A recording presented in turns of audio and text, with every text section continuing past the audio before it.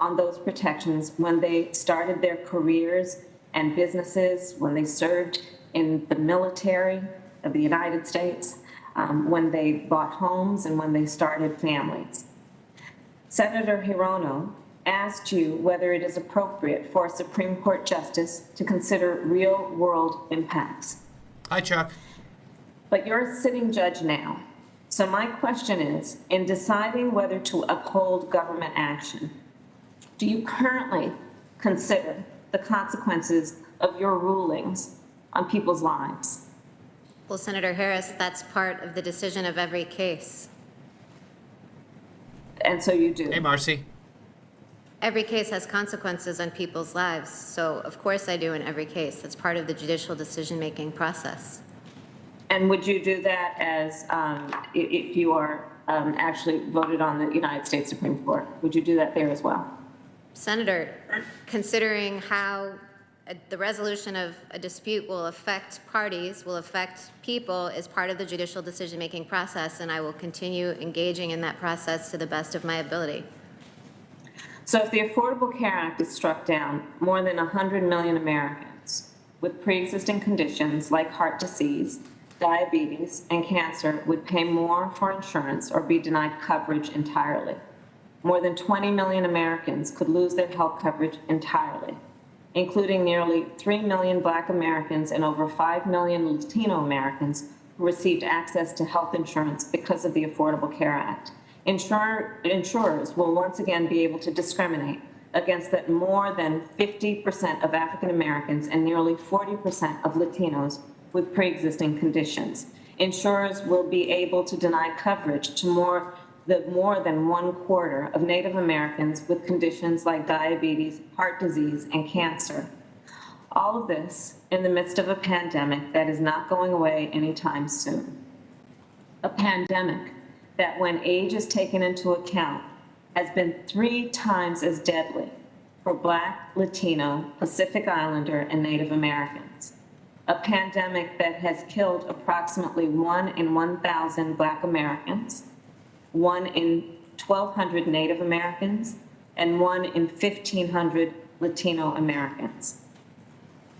Judge Barrett, would you consider the 135 million people who gained protections under the Affordable Care Act when deciding a case that challenges that law?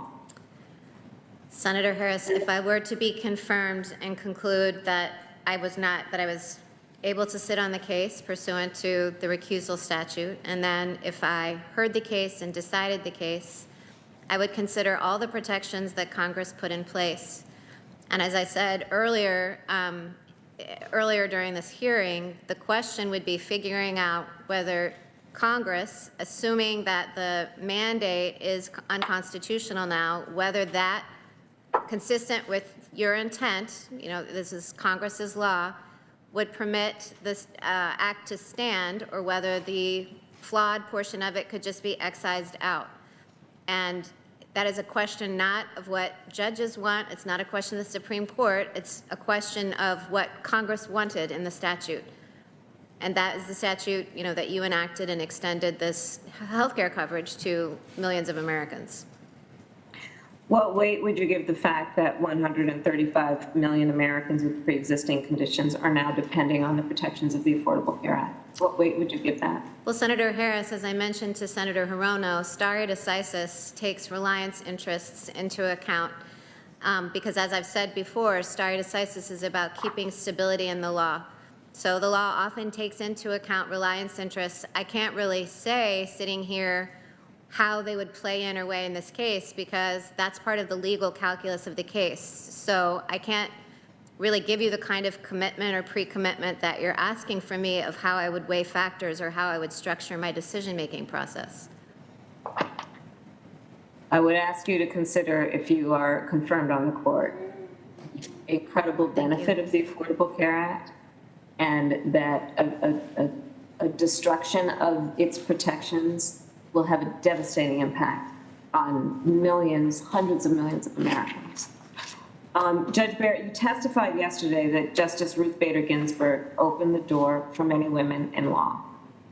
And I certainly believe and know that to be true as a personal matter. She was a trailblazer for women's equality and gender equity. As a law student, as a teacher, as a civil rights lawyer, and as a second woman ever to sit on the United States Supreme Court, Justice Ginsburg broke many barriers for women across the country. We, I believe, all fondly remember her as a person who had patience. She had the will and the vision to make our country a more equal place and a more just place. And one of the things she fought for was a woman's right to control her own body and to make decisions about her own body and health care and reproductive choices. The Constitution of the United States protects a woman's right to choose whether or when to become a parent. And it protects a woman's right to choose abortion.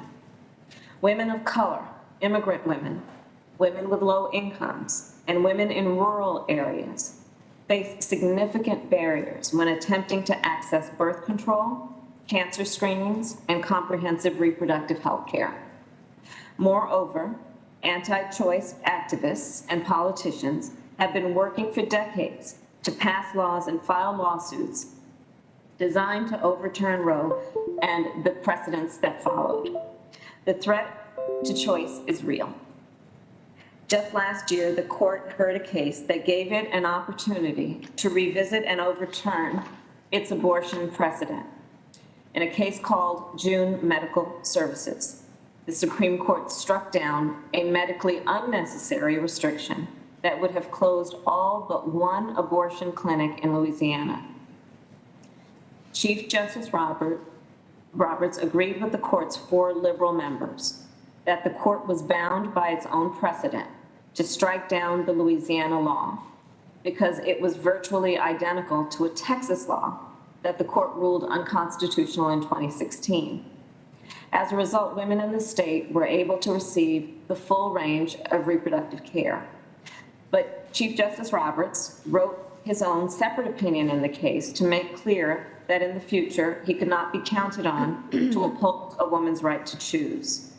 Justice Ginsburg provided the critical 5th vote to strike down the unconstitutional abortion restriction in June Medical Services. So we must be honest about the impact of her passing and the impact it will have on the court's decisions in cases regarding women's access to reproductive health care. Now, my Republican colleagues have said that there is a minimal chance that the Supreme Court will overturn Roe. But back in January, 39 Republican senators, including 10 members of this very committee, signed their names to a Supreme Court brief that asked the court to, quote, take up the issue of whether Roe should be reconsidered and, if appropriate, overruled. So let's not make any mistake about it. Allowing President Trump to determine who fills the seat of Ruth Bader Ginsburg, a champion for women's rights and a critical vote in so many decisions that have sustained the right to choose, poses a threat to safe and legal abortion in our country. After all, President Trump said that overturning Roe v. Wade will, quote, happen automatically, in my opinion, because I am putting pro-life justices on the court. Judge Barrett, several times today, you have quoted Justice Ginsburg's testimony about not making predictions in future cases. However, she was far more forthcoming at her confirmation hearing about the essential rights of women. In 1993, Justice Ginsburg's confirmation hearing shows that she testified that, quote, the decision whether or not to bear a child is central to a woman's life, to her well-being and dignity. It is a decision she must make for herself. When government controls that decision, for her, she is being treated as less than a fully adult human responsible for her own choices. Then Judge Ginsburg went on to say, quote, it is essential to women's equality with man that she be the decision maker, that her choice be controlling. If you impose restraints that impede her choice, you are disadvantaging her because of her sex, unquote. Now, Justice Ginsburg did not tell the committee how she would vote in any particular case, but she did freely discuss how she viewed a woman's right to choose. But Judge Barrett, your record clearly shows you hold a different view. In 2006, you signed your name to an advertisement published in the South Bend Tribune. It described Roe v. Wade as, quote, an exercise of raw judicial power, and called for putting, quote, an end to the barbaric legacy of Roe v. Wade. You signed a similar ad in 2013 that described Roe as, quote, infamous, and expressed opposition to abortion. Also in 2013, you wrote an article about Supreme Court precedent in which you excluded Roe from a list of well-settled cases that you said, quote, no justice would overrule even if she disagrees, suggesting, of course, that you believe Roe is susceptible to being overturned. On the 40th anniversary of Roe, you delivered a speech in which you said that the court's recognition of the right to choose was, quote, created through judicial fiat, rather than grounded in the Constitution.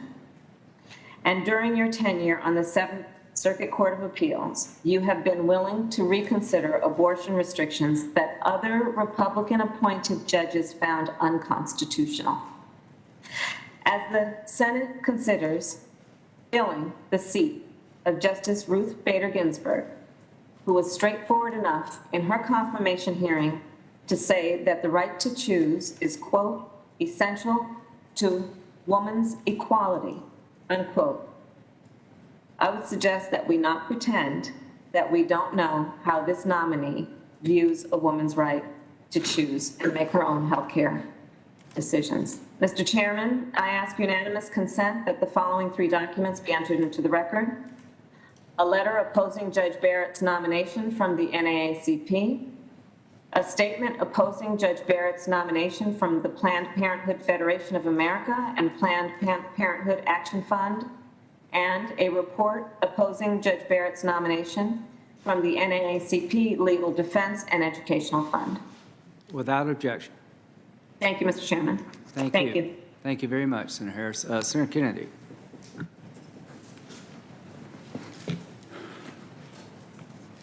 Mr. Chairman, I have a letter here in support of Judge Barrett, signed by 281 graduates and former classmates of hers at the extraordinary St. Mary's Dominican High School in New Orleans. And I'd like to offer that into the record. Without objection. You tired, Judge? I'm looking forward to the end of the hearing today, I must admit. Me too. I'm still going to ask you questions. I was hoping you'd say you were going to yield your time, Senator. No, ma'am. A lot of my colleagues, and you as well, have talked about the oath that you will take if you're confirmed and sworn in as an Associate Justice of the United States Supreme Court. What's in that oath? What's it say? Well, that oath requires a judge, I've taken the oath as a judge, to do equal justice to all, without fear or favor, regardless of wealth. To fairly apply the law is what it boils down to not give preferential treatment or express bias in plain terms. It says you'll administer the law in an impartial manner without regard to your personal feelings, doesn't it? Yes, it does, Senator. It says you will support and defend the Constitution, doesn't it? Mm-hmm. Pretty serious oath, isn't it? It is. Are you going to take that oath and affirm it if you're confirmed? Yes. You're not lying. I'm not lying. I took that oath before I began as a judge on the Seventh Circuit, and I have not violated that oath, and I would take it again, and oaths are serious to me. Well, now Senator Harris just called you a liar. She said that if you take that oath, you'll be lying, that you've already made up your mind how you're going to vote on some cases, particularly dealing with abortion and the Affordable Care Act. Let's just cut to the chase. She said you're a liar. Are you a liar? I am not a liar, Senator Kennedy. All right, I want you to tell me again, look me in the eye here in front of God and country. If you take that oath, will you mean it? I will mean it. If I take that oath, I will mean it. You swear to God? I swear to God.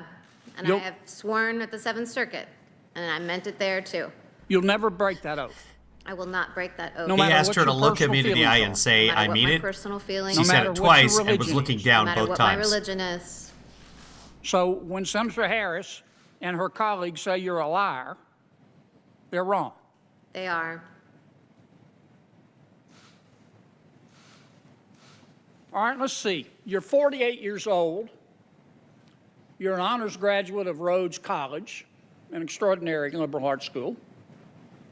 You're an honors graduate of Notre Dame Law School. You clerked for 2 distinguished federal judges. You've been a chaired law professor. You're a devout Christian. You've raised 7 children. I don't mean to wax too metaphysical here, but do you have personal values as a result of this?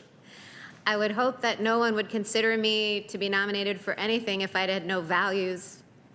Do you have personal opinions? Of course, I have personal opinions. Do you have principles? I have principles. It wouldn't be fit for office if I didn't. Let's suppose that we had a nominee appear before us. It happens to be a man in my hypothetical.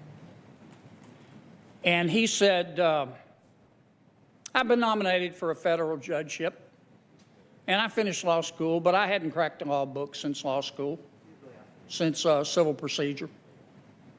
And I don't have any opinions. I don't have any principles. I don't read newspapers.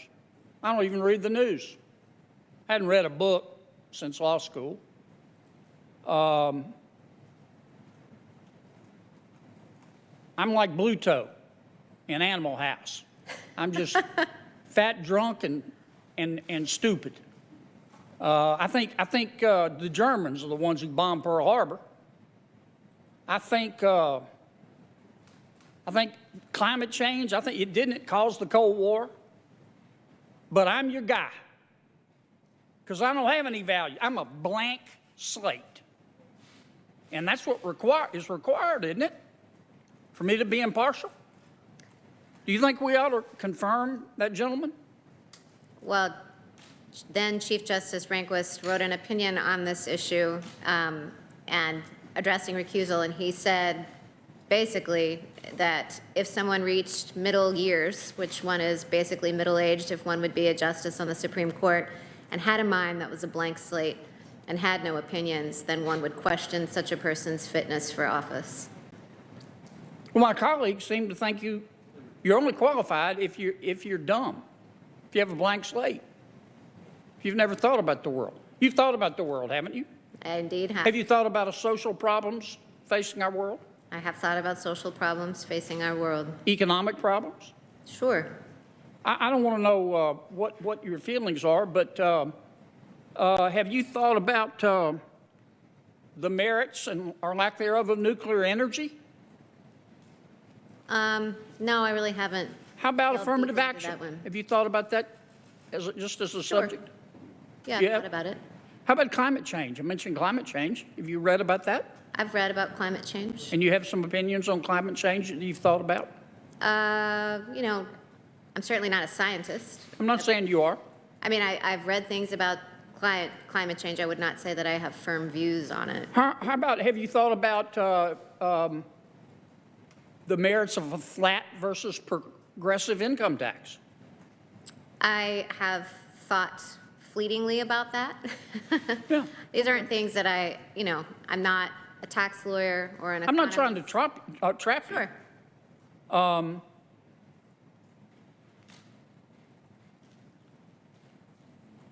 How about Justice Kagan? I've always been impressed with her credentials. Graduate of Princeton, did an MPhil at Oxford. I think she went to Harvard Law, was dean of Harvard Law School. You think she's thought about the world? And I, too, am very impressed with Justice Kagan. Yeah, me too. You think she's thought about climate change and has personal feelings? I don't know. I mean, probably, but I can't really say what, Justice Kagan has thought or not about. About abortion, don't you? I do have personal feelings about abortion. Do you have personal feelings? Have you ever thought about how we deliver health care in this country? I do, but Senator Kennedy, one of the things about the judicial role that I've repeatedly emphasized in the hearing today is that I've got personal views and personal feelings on a range of matters, just like every human does, and just like every judge or justice on the court does. Well, that's what I'm getting at. Now, my colleagues say, and Senator Harris said, that even though you have a personal opinion about abortion, that you will violate your oath to put aside those personal feelings and fairly decide abortion cases. Is that true? That, I gather, was the thrust of what she was saying to me, yes. Is she right? No. And let's talk about the Affordable Care Act. It's going to, California v. Texas. You've thought about the delivery of health care. Yes. You got 7 children. Spent a lot of time. You've probably been to an emergency Sure. room. Yes. You formed opinions about the delivery of health care. Are you going to recuse yourself? Well, Senator Kennedy, any opinion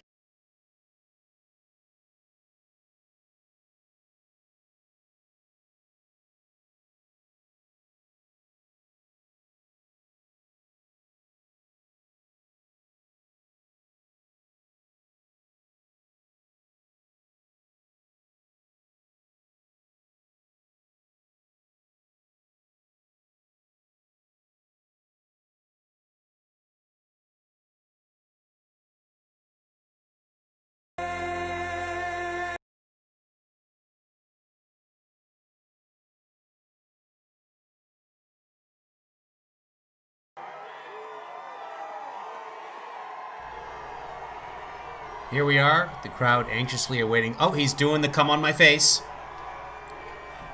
Anxiously waiting to see the superfluous mic touch. Oh, don't do this now, Internet. We might miss the mic touch. Touch that mic. Touch that. There he is. We caught the very end of it. I thought that Comcast was going to ruin that for us. We're getting terrible internet speeds here, guys. So, now we're back up again. Johnstown, thank you very much. This is going to be a great evening. I hope so. Welcome to the live stream. I am your host, Kevin Lee Fong. The proud home of American independence, the American Constitution. Touching the mic again. Freedom. That's true, huh? What a history. And 21 days from now, we're going to win the Commonwealth of Pennsylvania, and we're going to win 4 more years in the White House. Gonna take a lot more than that. This election is a simple choice. If Biden wins, China Oh, come on, Internet. wins, all these other countries win, we get ripped off by everybody. If we win, you win, Pennsylvania wins, and America wins. Very simple. For years, the selfish and corrupt political class betrayed the people of Pennsylvania, you know that, and the people of our country. Career politicians, China, and distant lands all over the world. I don't know if you guys can see that, but it's a line like American this, trade halfway down his policies cheek. were a total disaster. They dismantled your steel industry and decimated entire towns in your area. And we brought back steel. And we put tariffs on steel, and we stopped dumping steel and aluminum. As vice president, he closed down 10,000 factories while raking in cash from corporations that moved jobs overseas. And his family got rich. You know that. How did They Hunter did make not. $3.5 million from the mayor of Russia, mayor of Moscow's wife? At the end of his service as vice president, Biden's net worth was like $160,000 because he had a house. Now, after he was vice president, he published books. He's done very well. He's worth a lot more now. But during his 43 years of public service, he was not making a whole lot of money. How did that happen? So you have the mayor of Moscow, got a wife, gave Hunter $3.5 million. So He's usually typically orange. We've known that for a long time. But in an attempt to get the African American vote, he's doing blackface for the last couple of weeks wonder what he did for since that money, huh? coronavirus. The fake news, they refuse to talk about it. They don't want to hear about it. Biden's a servant of the radical globalists, the wealthy donors, the big money special interests who shipped away your jobs, shut down your factories, and you know it because you really suffered right in this area, threw open your borders and ravaged our cities while sacrificing American blood and treasure. Two reasons that America lost factories and jobs. Number one, economics. Corporations want to make a profit, so they ship the jobs overseas. Of course. Number two, and just as big a factor, automation. Robots can now do the work of peoples. So, if we lose, the robots are going to control America.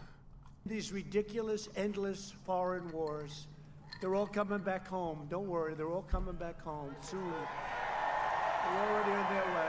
They've been on their way for a long time. Cut and run. In 2016, Pennsylvania voted to fire this failed and decrepit political establishment, and you elected an outsider as your president to finally put America first. That's what we did.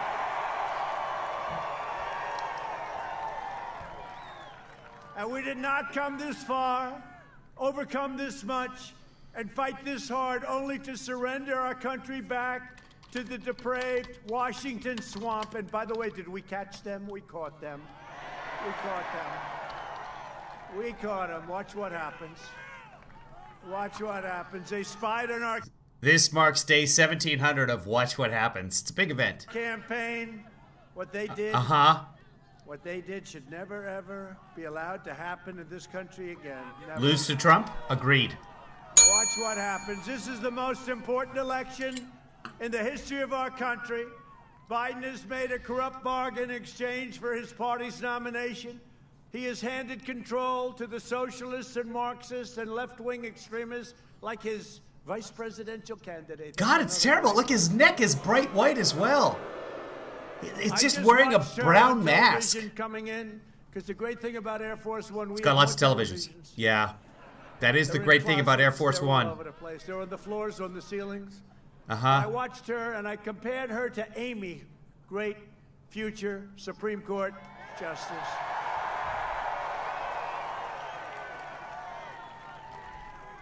And I will tell you, Amy's made a great impression. He can't stand up to the lunatics running his party. He can't even find his way off the stage without him. Look what's happened. Yesterday, he didn't know the name. He said, you know the guy, I think he's a Mormon, right? He said he's a Mormon. He was talking about Mitt Romney. He forgot Mitt Romney. That woman in Michigan. Can you The imagine woman, the governor of Michigan, the Then he woman didn't know that where is he in was. He Michigan. said, where the hell am I? Where am I? No, he's shot, folks. He's shot. I'm running against the single worst candidate in the history of presidential politics. And you know what that does? That puts more pressure on me. Can you imagine if you lose to a guy like this? It's unbelievable. It's disgusting. It's disgraceful. If he wins, the radical left will be running the country. He won't be running the country. The radical left will take over. And how about Pennsylvania? So he says there will be no fracking. No fracking. This went on for a year and a half. No fracking.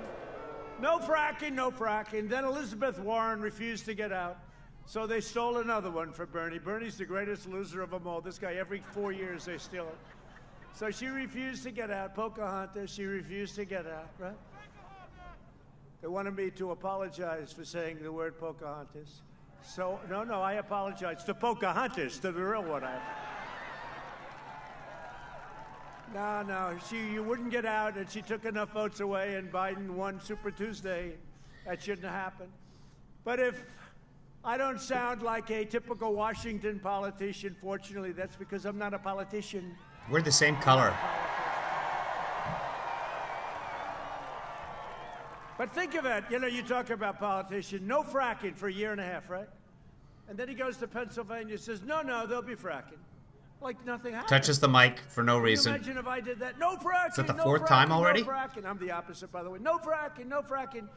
Then you win and you go, got to go a little to the other direction, a little bit to the right, although he actually went further left, which is sort of an amazing thing. But all of a sudden he comes out in favor of fracking. And let me tell you, it's always the first thing that turns out to be true, okay?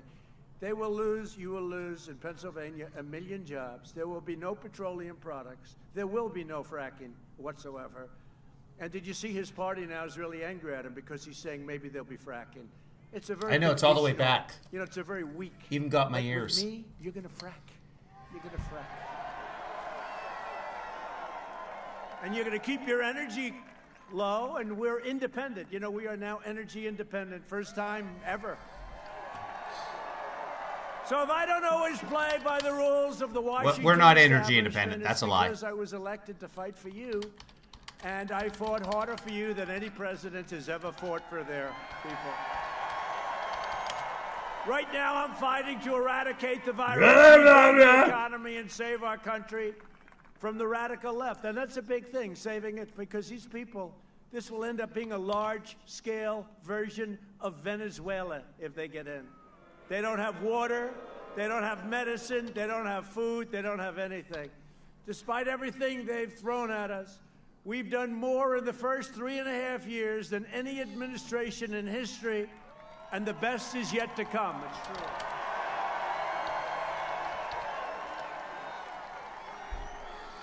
A recent Gallup poll just came out.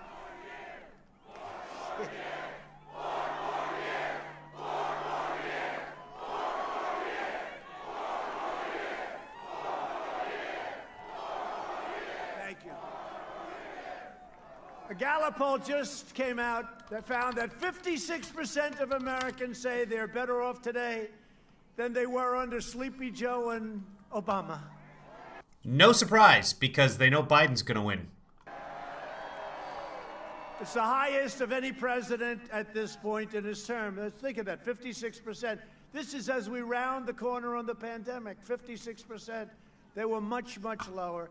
We are rounding the corner going the wrong way. We're going up. That is not the corner we want to. Just remember this. Yeah. If they were any good, I wouldn't have run for president. But they were no good. They did a horrible job. You ran for president in 2000 as well, and they were not in. So I'm not sure. They did a horrible job.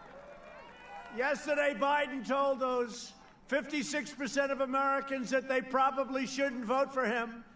And for once, I agree with Joe. Did you hear he said, you shouldn't vote for me, He has no idea what he's saying. I have no idea what you're saying. How the hell do you lose to a guy like this? Is this possible? Oh, I'll never come I believe in you. You can do it, sir. to Pennsylvania again. I love this place. They say he was born in Scranton, but he left. He left. He abandoned you. He didn't. Give me a break. He was 9 and his family moved after his dad lost his job. What? Thank you. I love you. You know how the kids are all off bounds in politics, but the 9-year-old Joe Biden, he doesn't have a green screen. Thank you. Thank you. Thank you. By the way, there's a lot of people here tonight. Yeah. A lot of people. I wish the fake news would show it. They never turn the cameras, Really? I go home. You're not on any of the news channels. Our great First Lady always says, how was the crowd? You're not covered by the fake They news. just show your face. Yeah. And about 5 people behind me, right? They become famous.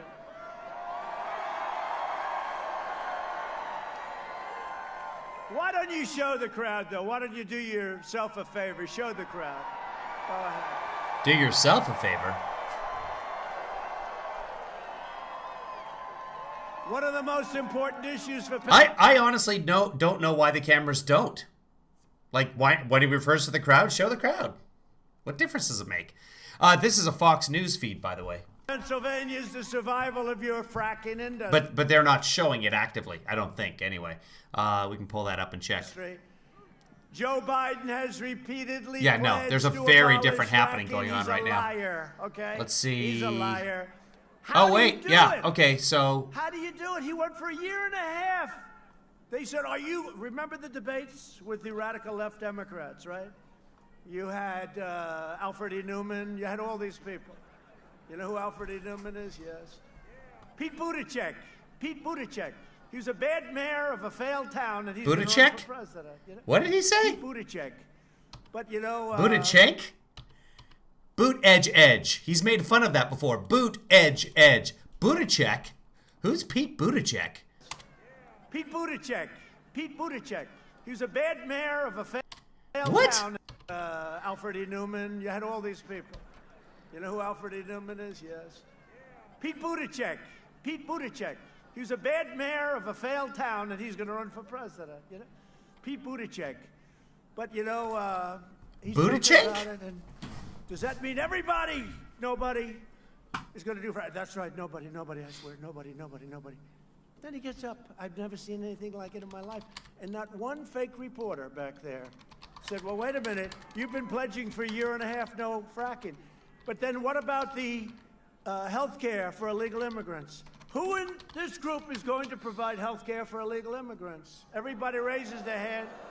You remember Joe? No, do you remember? This is a famous clip, but they don't ask him questions about it because they're fake. Do you remember, Joe? Who's going to provide? And look, we all have hearts, and we want to take care of everybody.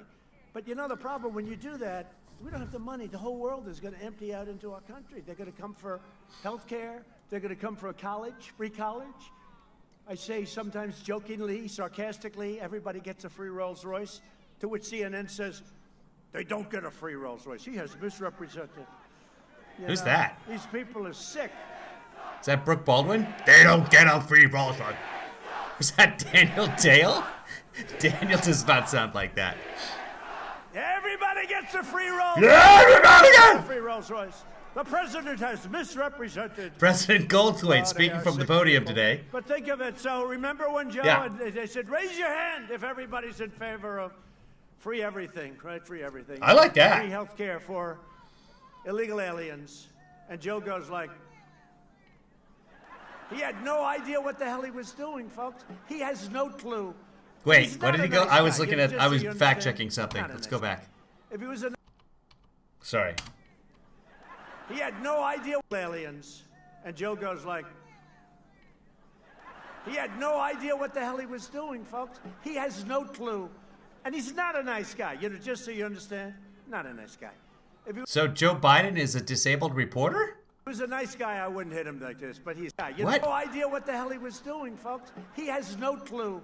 And he's not a nice guy. You know, just so you understand, not a nice guy. If he was a nice guy, I wouldn't hit him like this, but he's not a nice guy. He's a bad guy. So what's happening here is the polls are showing that people really like Joe Biden because he seems like a really decent human being.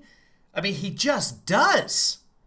Yeah, we've all seen the videos of him talking to a kid who stutters or talking to somebody about their bereavement or speaking at the funeral of John McCain or whatever, wherever. Biden seems like a genuinely good, decent human being. So this is his combat to that. He's just not. He's not a nice guy. He's not. Lindsey Graham was crying talking about him. Lindsey was faking that. Lindsey Graham is a big fan of mine. I play golf. He's always been a dummy, but he's never been. No, in his best of years, he was considered a dumb guy. When asked about fracking, Biden said he would sure, absolutely make it, we will eliminate it. That's Eventually, what he yeah, said. by Those are 2050. the exact words. And then By he said it 2050. 19 different times. And one day he said, I never said that. Didn't say It's that. incredible. And they don't question him. I I do. couldn't get away with it for a minute. Not for a minute. Did you see the town hall he had with NBC? You should try and get away with That was banning a town fracking. hall for a child. A young child. Barron Trump.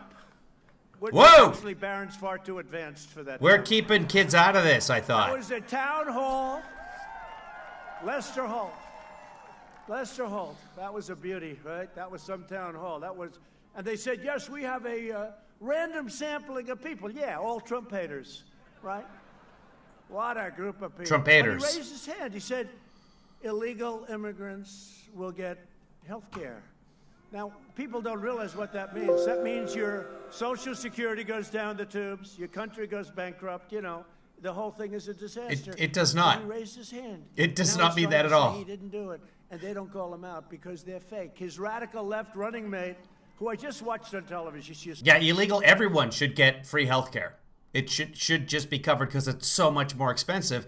Because when they get really sick and they show up at the ER and they're dying, it costs far more to treat them than if they had just gone to a doctor in the first place. That's just the economics of it. so pathetic. Is a co-sponsor of By the way, illegal aliens pay tax. Don't ever believe the lie that they don't pay any taxes. Of course they pay tax. Several taxes. They certainly pay taxes at the same level as this man does. the Socialist Green New Deal, which eliminates all fossil fuels. She's having a hard time getting out of that one. Joseph, what are you saying? CNN fact checking Biden lying about validity of Supreme Court nominations?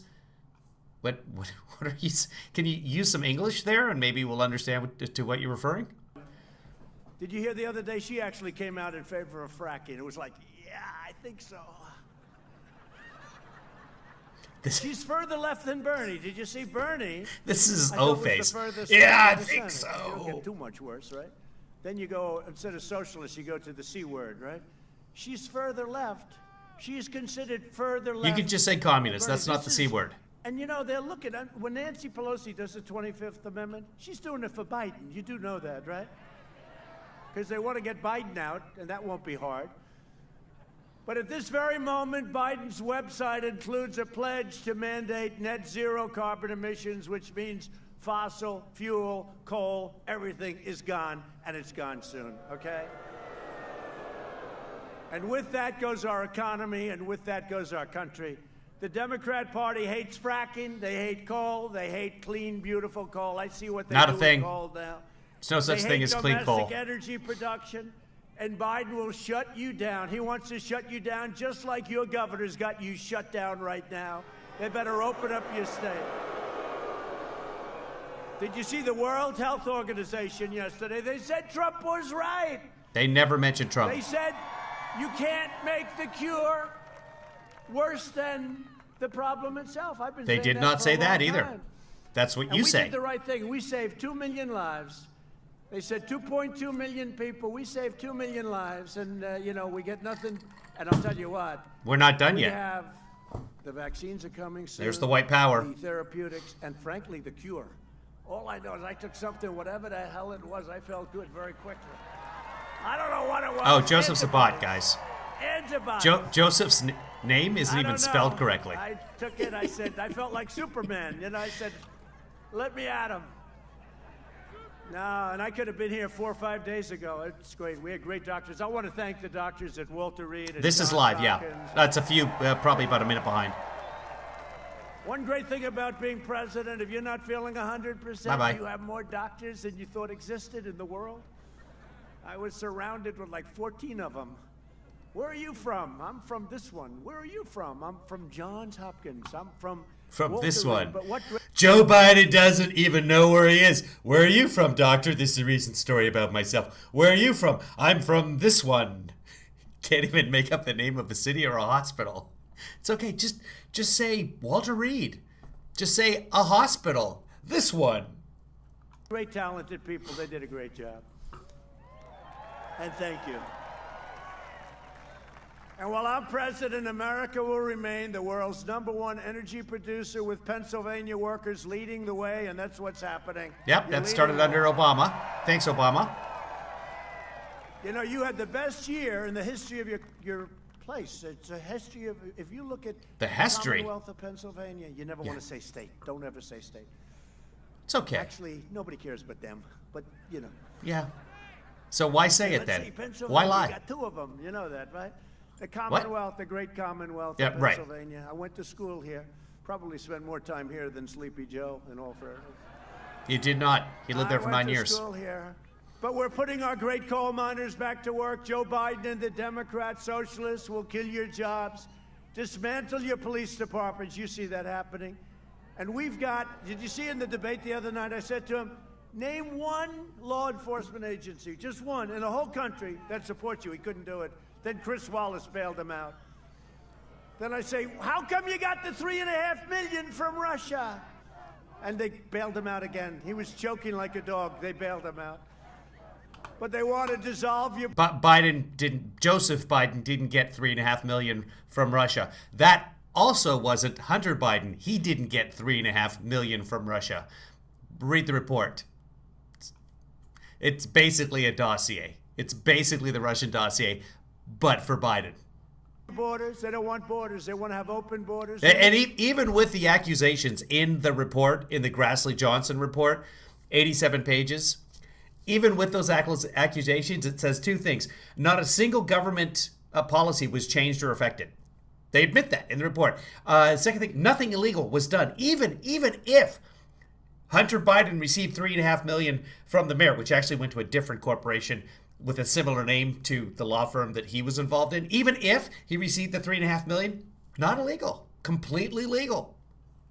Release criminal aliens, raise your taxes, confiscate your guns, get rid of your Second Amendment. None of these are Biden policies. He's fighting an here's one invisible that's enemy, incredible. Destroy your which is weird because that's so unlike him. suburbs. Okay, so they talk about the suburban women. And somebody said, I don't know if the suburban woman likes you. I say, why? But we had this. Just one of them? I love you too. They said they may not like the way you talk, but I'm about law and order. I'm about having you safe. I'm about having your suburban communities. I don't want to build low-income housing next to your house, okay, if that's okay. And I ended the regulation, the rule Yeah, screw people who don't make a lot of money. that made the zoning so impossible that you had to destroy your community. That's zoning. And then I hear the suburban woman. I think that the suburban woman, and I used to say suburban housewife, I used to take heat, but I said, does anybody care? Do you care if I say suburban? No, they're all going, no. The suburban women Again, do. The only one cares is them. Trump said suburban housewife. You should ask the woman wearing the sparkle hat behind you. She might care. She looks like a housewife. What is happening in his head? What decade does he live in? But yeah, check out the sparkle hat back there. But I didn't say If I ever go to Trump rally, I'm wearing that. it because I don't. You learn very quickly. You learn very quickly. Did she bejewel that herself? But Does it say Trump or something? suburban women, they should like me more than anybody here tonight because I ended the regulation that destroyed your neighborhood. I ended the regulation that brought crime to the suburbs. And I'm in the suburbs. Nothing on fire. you're going to live the Well, if you watch the live stream, you know recently I could look out the window and see fire from where I am. It was on the federal lands because Trump refuses to rake the federal forests in California. American dream, and that's what you're going to do. And remember this, 29% of the people experiencing the American dream in the suburbs happen to be minority, and you don't know that, but 29%, and we're doing this for everybody. We're not doing it one way or the other, we're doing it, and I ended it. They said, sir, we can amend it. I said, no, I don't want to amend it, I want to end it. It was a horror show. And this loser, Cory Booker, is the guy that's going to be in charge of the program. The guy's He's not. He has not been appointed to any. Joe Biden has not said Cory Booker's my guy. He's just saying that because Cory Booker happens to be black. stone cold loser, 1%. He got 1%. He ran. He was going to be great. 1%. Every week. He was like her. Down, down, down. They should have picked him. But no, he'll be in charge of your suburban. So can I ask you to do me a favor? Won't be. Suburban women, will you please like me? Remember? Please. Please. I saved your damn neighborhood, okay? The other thing, I don't have that much time to be that nice. I can do it, but I got to go quickly. We don't have time. They want me to be See, this is his vision of America. He thinks that if Biden wins, somehow Antifa is going to bring their soup cans to the just spread out across the suburbs and cause massive crime. Number one, that's stupid. That's all. Those are the only rationale that I need. Gonna destroy the suburban neighborhoods. That's what's going on in his head. And I don't think anybody in the suburbs is buying it. Politically correct. Oh, yes, let's discuss it. Let's talk about it over the next 10 years. No. Now, we saved we saved suburbia in the U.S. I got rid of a regulation that... Keep in mind, Trump is president right now. And if the cities are burning, Trump is president right now. So in order to stop the cities from burning, we should keep Trump president? It was a disaster, and it was very unfair, and you've been reading about it for a long time. It's been going on for a long time. It became much worse under Obama and Biden. I got rid of it, and I had a choice. Even my own people said, you never get rid of it, sir. I said, I want to get rid of it. Well, why don't we just amend it? I said, I don't want to amend it. I want to get rid of it.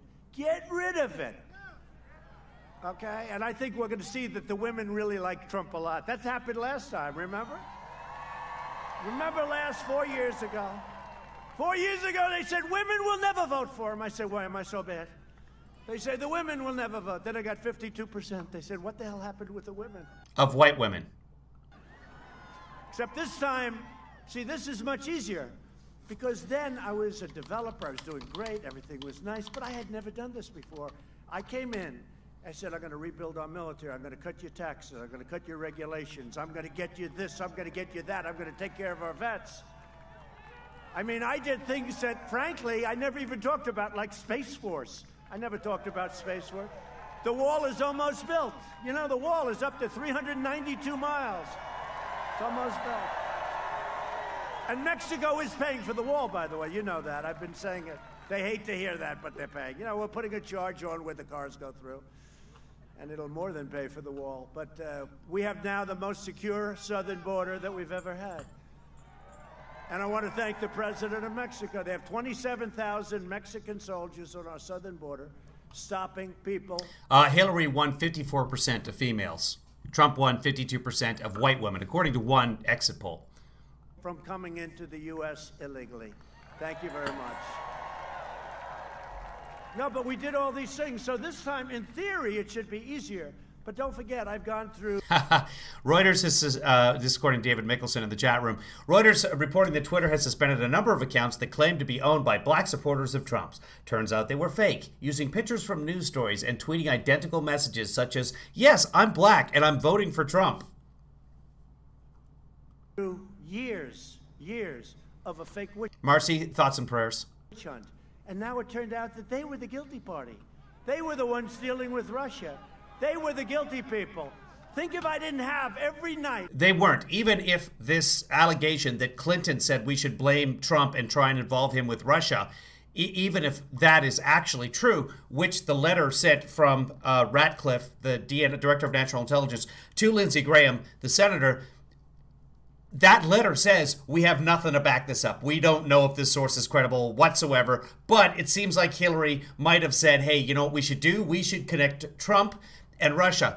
Even if that was true, that's not working with Russia. That's just saying that Trump is working with Russia. Hillary was not working with Russia. On that fake CNN right over there with the light on. Yeah, is it going to turn the light off? Is you going to tell that story? CNN's light, by the way, not on. They are not broadcasting live. So he's looking at some other light. The light just went off. It just went off. There it is. That's the story every time. The light goes off. It's all right. Keep it off. Nobody's watching them anyway. But you know, think if I They're also not broadcasting the rally. didn't have every night. Let's hold on. Let's fact check me here, just in case. CNN. Oh, Anderson Cooper is actually fact checking him doing that right now. Let's check that out. Hold on. Let's see what Anderson has to say.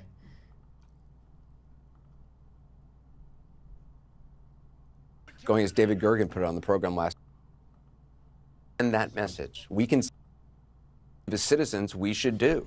Why isn't it that man who had the benefit of life-saving medication that a lot of people don't get? Why wouldn't that man use this opportunity to send that message? We can say that would be, he can, in the next We'll get back to the real rally time, in a second. for however long he's in office, he could save tens of thousands of lives by putting on a mask and encouraging all those folks who listen to him so closely. That's how the president could truly save lives, by normalizing mask wearing, not mass gatherings in the middle of a pandemic, by inspiring people to make shared sacrifices, not parading before them in a 3-week. Okay, so fact check on that. CNN is in fact broadcasting the rally live with low audio and in the side of the screen like I do. So technically broadcasting. And also their camera light did not go off. They are now currently broadcasting the rally. We just saw that. Right, Russia, hey. And nobody's been tougher on Russia than me, what I've done for NATO. Raised $130 billion a year from other countries. No, he doesn't know the name of border crossing. Joe Biden forgot Mitt Romney's name. I have trouble with names. I forget names all the time. But I don't know that I've ever called the border crossing the place where the cars go through. The hole, the car hole from Mexico. Countries that weren't paying their bills. They were delinquent, as we said in the real estate business. They were delinquent. And that goes up to $410 billion. Nobody did that. Obama used to send them pillows. Maybe from the Pillow Man on Fox. Did you ever see a man advertise so much? I've never seen it. I've never seen the biggest advertisement. Because Fox can't get advertisers. It's really cheap for Fox to advertise on Fox, by the way, which is why the Lincoln Project likes to do it, because their viewership is all over 65. And, well, not everyone, but their average age the last time I saw was about 67 years old. They don't buy a lot of stuff. They buy gold, survival kits, things that are going to help them live forever, and pillows, apparently. That's why My Pillow advertises so much on Fox, because it's cheap. CNN, last year, $1.2 billion in profit. I think he's the greatest advertising genius, Mike. He's the greatest If I gave him our budget, you wouldn't be able to do anything else but watch Trump ads. The Pillow Man. I tell you, I never saw so many ads in my life. And advertising on Fox almost exclusively. And also, if you gave him your budget, he would make poison and tell you that it cured the coronavirus. That's a true story. Every day it's the pillow. Now he came out with a sheet, and I'm going crazy. That's all. That's all we need now is a new sheet. I'm going to try and turn him up. But he's on our side, too, by the way, that guy. He's on our side. Mike. And now Biden even refuses to answer questions unpacking the Supreme Court. You know, elections have consequences. Winning and losing an election. They do. That's big consequences. And we've been winning elections. And they say, well, you know, Trump shouldn't be appointing the new justice because, well, I'm president. In fact, as you know, a lot of your great justices said, no, they're appointed. Justice Ginsburg just said recently, not so long ago, no, he's president for 4 years, not for 3 years. That is true. Justice Ginsburg did say no. Now she was referring to Obama, I think, or Clinton or somebody, but wasn't referring to me. I can promise you that. Oh, don't worry. It's big, Phil. It's big. You don't have to worry about that. That's much easier than we'll build a wall that goes for a lot. It's the wall is one of the biggest projects in the history of this country. You know that, right? And we had a party dedicated to the proposition that there will never, ever be a wall. They knew it was the right thing to do. And I made one big mistake. I should have come, instead of saying we will build a wall, I should have said we will never, ever build a wall. They would have given me so much money. Made a big mistake. Oh, great congressman over there. Are you guys having a good time, by the way, huh, Mike? He said the voters don't deserve to know.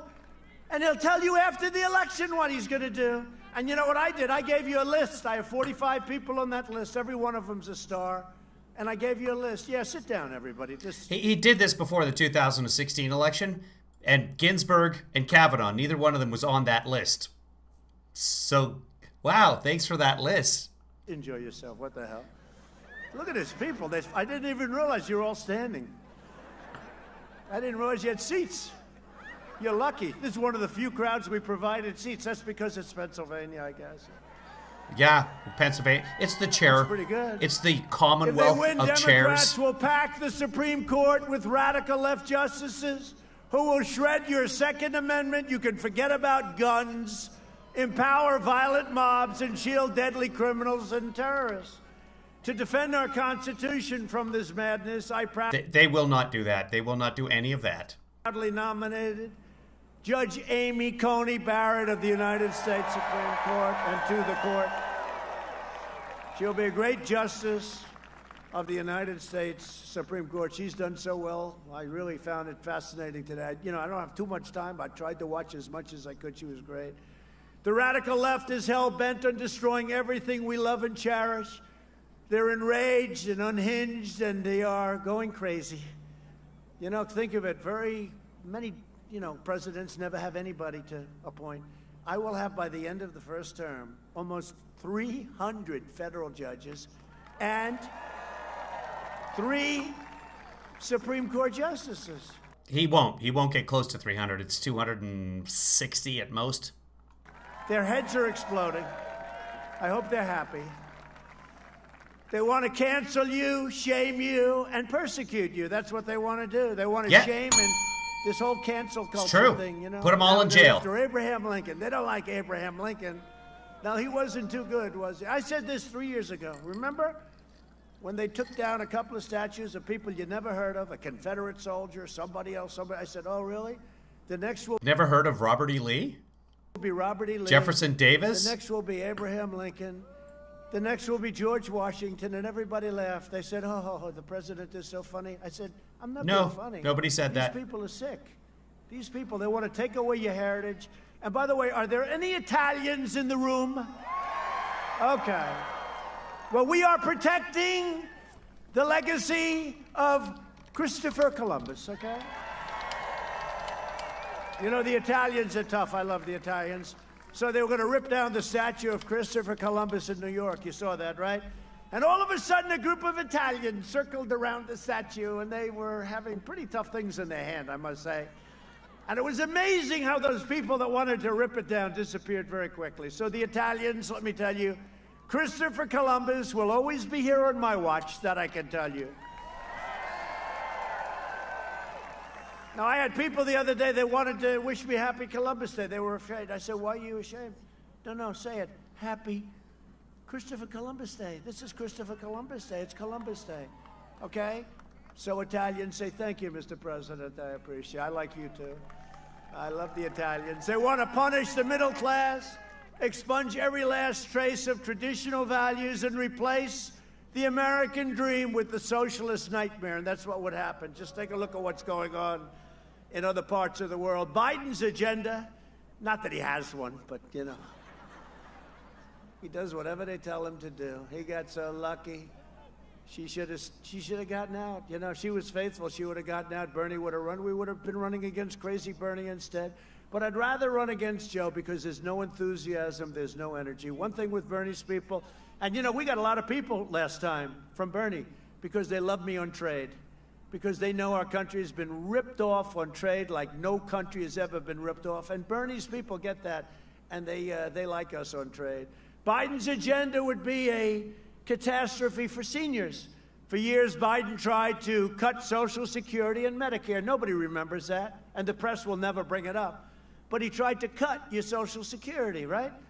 Now Biden is pledging mass amnesty and federal health care for the illegal aliens, decimating Medicare and destroying your Social Security.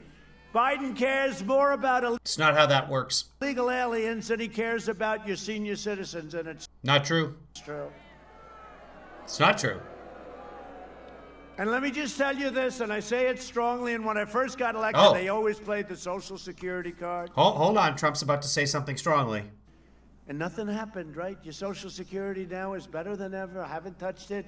While I am president, no one will touch your Medicare or your Social Security. He's literally saying he's going to cut the payroll tax permanently. That's where that money goes. It's the Medicare or the Social Security. But okay.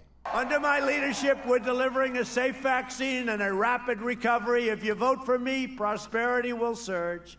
Normal life, that's what we want, normal life. We want normal life. We'll fully resume, and next year will be one of the greatest economic years in the history of our country. It's already happening. How about the stock market? Who has 401ks in the audience, right? Well, I can tell you one thing, I'm getting all of your votes. I'm getting your votes. Your 401ks are setting records. Think of it. They're not. As we're rounding the turn, and we are. They go crazy when I say it. We're rounding the turn. Because we're not. We're on the way up. We understand it. Hey, I just had it. Here I am. You know, it's me. It's actually me. Maybe we're rounding the turn and we're heading right back into it. Maybe that's what we're doing. Because we are. We are on the way up. And I could have stayed in the basement of the White House or maybe the top floor of the White House. I could have done that, but I'm the President of the United States. I can't do that. I got to get out, and I have to meet people, and I have to see people, and I know it's risky to do that, but you have to do what you have to do. You know, I'm the President. I can't sit in the basement and say, let's wait this thing out. I'm not going to do that. Does the White House have a basement? And Don't they now have a I'm bowling immune, alley they down tell me. there? I'm immune. I could come down and start kissing everybody. I'll kiss every guy, man and woman, man and woman. Look at that guy, how handsome he is. I'll kiss him. Not with a lot of enjoyment, but that's okay. Joe Biden would terminate our recovery, delay the vaccine, prolong the pandemic, and annihilate the economy with draconian, unscientific lockdowns like you're having right now in Pennsylvania with this governor who is killing you. Tom Wolf. Come on, Tom. Open up Pennsylvania, Tom. Open it up. You know what's going to happen. November 4th, they'll open it up. You know that. They're doing it. They want to keep the numbers as bad as possible. Here's the problem. The numbers are going to come out just Here's before Pennsylvania. the election. So we have November 3rd. The numbers are going to come out. And Pennsylvania's a late voting state. You actually believe in going to a poll because you Ramping see all up. the shenanigans. No, you're a late voting state. And all I can tell you is when I came here, and I said this before, but when I came here, I promised you a lot of things. I've done much more than I promised you. You had the best year you've ever had, and you're going to have a better year next year. Mexico paid for the wall, and we have better, cheaper health care. Here's the thing about health care. We still don't have a plan. It's been since 2010. 10 years with the Republicans saying we've got a better plan. We've got a much better plan. We've got to get rid of Obamacare. We got a better... Now, first off, I'm biased because Obamacare saved my life. Before Obamacare, I couldn't get coverage because I have a pre-existing condition. I have sleep apnea. I wear a CPAP mask. I'm used to wearing masks, so this is really this 2020. Got it. I wear a mask every night, but it eliminates my sleep apnea. So if you don't address your sleep apnea, you can have serious health problems. But all I do is wear this little mask. I'm good. I'm fine. So it's a pre-existing condition that doesn't affect me in any way, shape, or form. But I couldn't get health coverage. I think the cheapest quote I got was $1,100 a month for just me without the kids. So once Obamacare came along, I got health coverage. Had a heart attack. Didn't really know that I was having a heart attack because symptoms are vague. Wouldn't have gone to the hospital if I didn't have Obamacare. Because when I had catastrophic coverage, I've always had health insurance. When I had catastrophic coverage, I went to the hospital with a sore tummy. I was in there 4 days. It cost me $23,000 after the insurance coverage. $23,000. So I'm like, well, I'm not going to the hospital. It's just a little bit of indigestion. Oh, my chest feels kind of tingly. I'm not going. So I'm biased against Obamacare. But here's the thing. If anybody, I don't care if the Libertarians, if the Green Party come up with a better, cheaper healthcare alternative to Obamacare, count me in. I do not fucking care what color hat you're wearing. If you have something better and cheaper for America, great. But you gotta show it to me. You can't keep it a secret. Happy if I got Trump care and it was better and cheaper, I'm in. And for you, and hell, I'd get married and give it to a spouse. Damn well better vote for me, Pennsylvania. You better vote for me. Sleepy Joe Biden's plan will crush America. And my plan, we're going to crush the virus very quickly. It's happening already. It's happening. It isn't. Almost It is not. 90% less mortality. You know, the mortality rate is at like 85. If you had it 7 or 8 months ago, it was not as good as if you have it now. Good. It's going to be perfecto. 7 or 8 months ago, we weren't testing, and it will not be perfecto. People are still dying. Perfecto is nobody's dying. It will not be perfecto, whatever the fuck that means.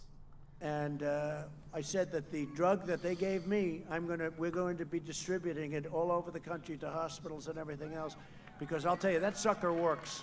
That's my opinion. What do I know? But to me, it works. And Not much. the people. It worked on you. It hasn't finished the testing phase. The FDA hasn't approved it yet, even under emergency use. And a similar treatment to it of monoclonal antibodies has just been halted by the Regeneron's competitor. So, yes, it's a good thing, but it's not the cure. It's not going to make anything perfecto. People that did it, they're phenomenal people. Yeah, Eli Lilly, because of complications, just stopped. Same thing as what he got.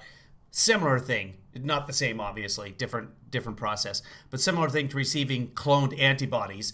Worked for him and 9 other Americans. Has not been tested on a wide scale. They've had great success with other vaccines and drugs. Just this week, we learned that another member of the Biden family is getting rich off connections to Joe. His son-in-law, just came out, a big story, is cashing in on the China virus pandemic, just like Hunter. Where's Hunter? Crashed in on China. What do you think where Hunter walks in and What? he walks out with $1.5 billion What did he do? Did he cash in or did he crash in? to manage for China? I said to a friend of mine, one of the biggest guys on Wall Street, does that ever happen? He said, I'm the biggest guy on Wall Street. That doesn't happen for me. 10 minutes, he had $1.5 billion. Maybe he's not so stupid after all. To fight the China virus, we launched the Wait, largest I missed it. Sorry, guys. I'm going mobilization- back. I want to get with this one. $1.5 billion in on China. Virus pandemic. Son-in-law, just came out, a big story, is cashing in on the China virus pandemic, just like Hunter. Where's Hunter? Crashed in on China. What do you think where Hunter walks in and he walks out with $1.5 billion to manage for China? Yeah, he crashed it on China. How many people die from the flu every year? It depends on the year. The last 5 years, less than 200,000 if you add them all up. Freed Rodriguez. And Freed, we have a vaccine for the flu. So go get yourself vaccinated. Thanks for reminding us. That's a wonderful public service you've done. Now's about the time you want to get vaccinated for the flu right before Halloween. That's the way you remember it. Is it Halloween? Do I have my flu shot? Go get vaccinated for the flu and help do yourself a favor. I said to a friend of mine, one of the biggest guys on Wall Street, does that ever happen? He said, he has said this friend before was Blackstone. Blackstone has said through his spokesperson that they have never had this conversation. I'm the biggest guy on Wall Street. That doesn't happen for me. 10 minutes, he had $1.5 billion. Maybe he's not so stupid after all. Maybe. To fight the China virus, we launched the largest mobilization since World War II. And we really should get credit for what we've done, because I'll tell you, Mike Pence and all of these people, they have worked so 24 hours around the clock. Our early and aggressive action saved as many as 2 million lives. Remember when they said, no, you don't want to ban China, don't ban China. I did it in January. They were talking a month and a half later, we shouldn't be doing it. He called me xenophobic. I said, Joe, give me a definition not of for that. xenophobic, please. He was unable to do that. We pioneered life. For those of you who are new to the live stream, it was actually, he says that Biden doesn't know what xenophobic means. Two things. Biden was referring to, on stage in New Hampshire, he was referring that day not to the China ban, because the China ban had not happened yet, and it wasn't a China ban. He was referring to Trump calling it the China virus. In March, he was referring to Trump calling it the China virus and the Kung flu. That's what's xenophobic. By discriminating against Chinese by calling it the China virus. That's what Biden was referring to. And the reason he always says that that Biden doesn't know what xenophobic means, xenophobic, is because in 2016, Hillary referred to him as xenophobic when she talked about the basket of deplorables. So he was reading a teleprompter the next day in 2016, and he read it as xenophobic. Xenophobic. He didn't know what it meant in 2016. Everything you say about Trump that's negative, he projects onto his opponents. So now he keeps claiming that Joe Biden doesn't know what xenophobic means. This is Trump in 2016. We have the tape. She called these Americans every name in the book: racist, sexist, xenophobic, Islamophobic. Xenophobic? He didn't know what it meant. The guy with the best words didn't know what xenophobic meant. Plus, can't read off a teleprompter. Saving therapies and reducing Zima, yes, like the wine cooler. So it's just another way of saying homophobic. If you're around in the 80s, you'll get that. the fatality rate by 85%. I'm working with the FDA to make the antibody treatments I received, and everybody, we're going to have them, they're going to be shipped very soon. We're working on an emergency use authorization, very complicated stuff. Not really. The FDA has never responded like they've responded to me. This could have taken years, what we've done, and we've done it in weeks. The FDA puts out EUAs all the time. They came to me on one thing and they said, sir, that will take approximately 2.5 years. By the way, maybe my favorite alcoholic beverage of all time, Green Apple Zima. I'm not kidding. I found it at a grocery outlet for 25 cents a bottle. I went back and I bought just about everything they had. Green Apple Zima. It was a Jolly Rancher with a kick. Years, I said, no, it's no good. When do you need it, sir? Next week? Tomorrow? How about tomorrow? No, we're pushing them hard. The FDA has been great to everyone fighting to recover from the virus. We're pushing the FDA hard, said the politician to the scientist. We're pushing the FDA hard. I want to go back and capture that, kids. Hold on. I'm doing multiple things here. I'm multitasking. Here we go. No, we're pushing them hard. The FDA has been great to everyone fighting to recover from the virus. I feel your pain because I felt your pain. And we will beat this virus together. And for those, who has had it? Who has had it here? Who's had it? Yeah, a lot of people. A lot of people. Well, you're the people. That's a lot of people. Woo! A lot of people. Who's had it? Yeah, a lot of people. A lot of people. Sounds like a lot. Well, you're the Sounds like a lot of people. people I want to say hello to because you're right now immune. You're right now immune. Or they say that. You know. That is medically dangerous information. They are not immune. Many of them probably not. Depending, it sounded like there were at least 4 people. Woo! You are immune, but now people are getting it for the second time. So we have no idea how long you're immune for, how long the antibodies will stay in your body. Even if we get a vaccine, we don't know if the antibodies are going to regenerate themselves to the level that they need to be in order to fight the virus in the future. We could be stuck with this thing. And remember, this is just the rehearsal virus. This is easy days. I don't want to scare anybody, but if this thing was as contagious as measles or as lethal as Ebola, half of us would be dead already. They hate to admit it because I had it. So in the old days, they said, well, if you have it, you're immune for life, right? Once I got it, they give you 4 months. They say you're immune. Nobody said you were immune for life. We don't know. Nobody has ever known. It's a new virus. That's why it's called novel. You know, is anybody else but me? You're immune for life. Through Operation Warp Speed, which is incredible. Yes, that's what it is. Everybody was immune for life, and then Trump got it, and then suddenly nobody was immune for life. That's the way the world works, Mr. Trump.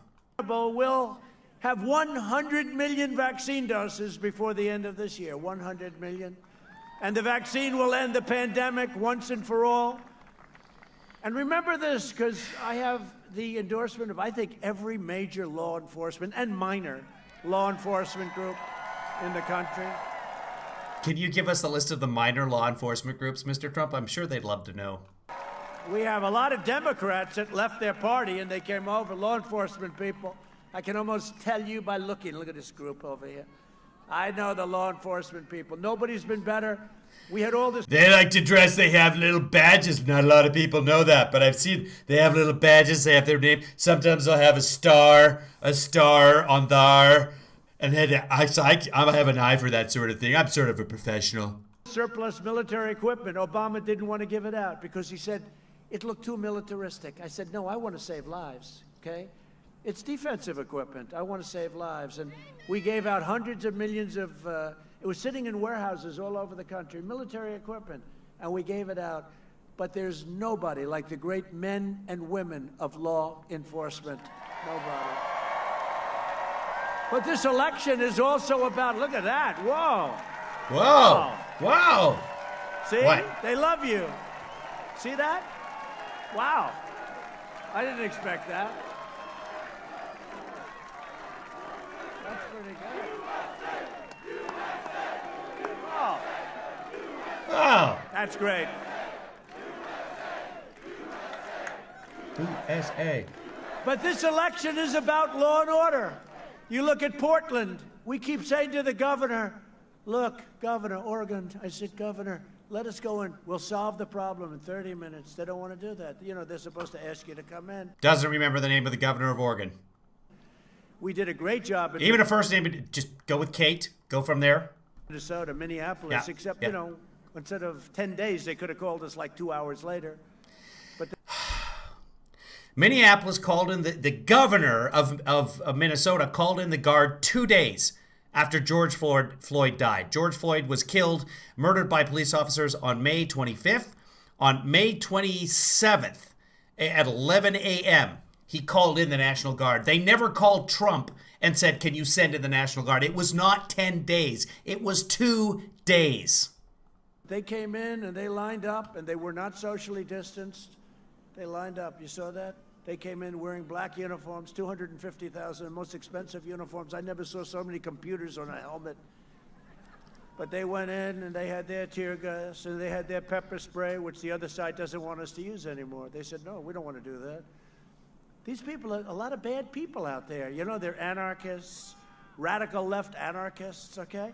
So they came in, you saw it.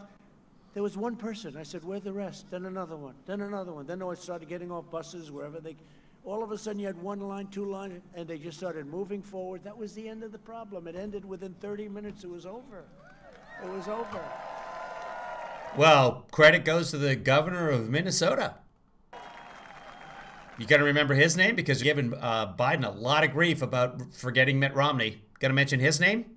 And we'll do it wherever Because you already mentioned Oregon and talked about the governor and didn't mention her name. they want us. We'd love to go into Portland because those guys are bad news. We actually, you saw we sent in the U.S. Marshals, right? Because one man, horrible guy, shot somebody right through the head. Shot him in the middle of the street. A guy who It wasn't through the head. wasn't hurting anybody. He killed him. Yeah, because the guy drew on him. So pulled out a can of mace and started to shoot it. And at that point, it's self-defense. They're a few feet away from each other. You don't know what he's pulling out. He pulls out something and happened like that. It was, the one is the spray paint. The other, I have the video. I don't know that I want to show it. A lot of people have an aversion to watching somebody get killed. But that's what it was. And if you want to see it yourself, you can go find it. I don't know whether it's on YouTube or not, but I caught it off of Facebook the day that it happened. So maybe I'll show that video another time to you. But again, I don't want to put up video of people actually being killed. The Antifa guy, if that's what he was, versus the Patriot Prayers or Prayer Patriots, whatever they are, the Prayer Patriot guy pulled out a can of mace. You can see it on the video. You can hear it. There's audio of it, and started to spray, but it was half a second at most. So one guy draws, the other guy pulls out his gun, and they shoot. Stupid, stupid, stupid. 2 days went by, 3 days went by. I said, why the hell haven't they arrested him? And they knew who he was. And we sent in the U.S. Marshals. Because he fled the state. And in 15 minutes, it was all over. That was the end of it. That was the end of it. Was it bear repellent, mace, bear repellent, whatever? He was firing something at the guy. Biden, Harris, and the Democrat Party declared war on our police, okay? And we proudly received the endorsement of the National Association. Nope, that is completely false. The Democratic Party has not declared war on police. That's not a thing. Association of Police Organizations, the National Troopers Coalition, the International Union of Police Associations, the Pennsylvania State Troopers Association. Wow. The Fraternal Order of Police, including those in Philadelphia, Pittsburgh, Scranton, and virtually every single police organization in America. And during the debate, I asked Sleepy Joe, I said, give me one organization, law enforcement, that's endorsing you. And he couldn't do it. Then Chris Wallace saved him. Then I said, remember I said, So tell me, say the words law and order. Say it, Joe. Say it. Yeah, he he couldn't did. do it. He wouldn't do He it. did. Several. He did it 4 times. 'Cause you know what? Because 4 he'd times. run out of his party if he said the words law and order. Then Absolute nonsense. He said it 4 times that I counted. Maybe more. He said it. Well, Trump was blah, blah, blah, blah, blah, blah, blah, blah, blah, blah, blah, blah. I'll find it for you in case you're watching and you haven't seen this clip before. I just captured a clip of Biden saying law and order multiple times. I mean, you want to talk about Biden and law and order? This is Biden and law and order. I'm proud to say today we did not fail. Thanks to the dedicated efforts of law enforcement, the whole legal system, the victims' advocacy groups, and particularly my friend here, Lieutenant Olivia Benson of SVU. Congratulations, Lieutenant. Biden has no problem with law and order. Biden was on fucking law and order. I'll find the clip from the debate, probably more apropos to what we're talking about. I think at the end, didn't he say like law and order and safety and justice and, all the stuff? No, No, at the law end? and No, it was in order. the middle of the Say debate. law and order, Joe. He couldn't do it. So we're joined tonight by some real warriors. Warriors of a different type. Political warriors. They're okay too, right? And they're friends of mine. They're great people. Representative John Joyce. John, please.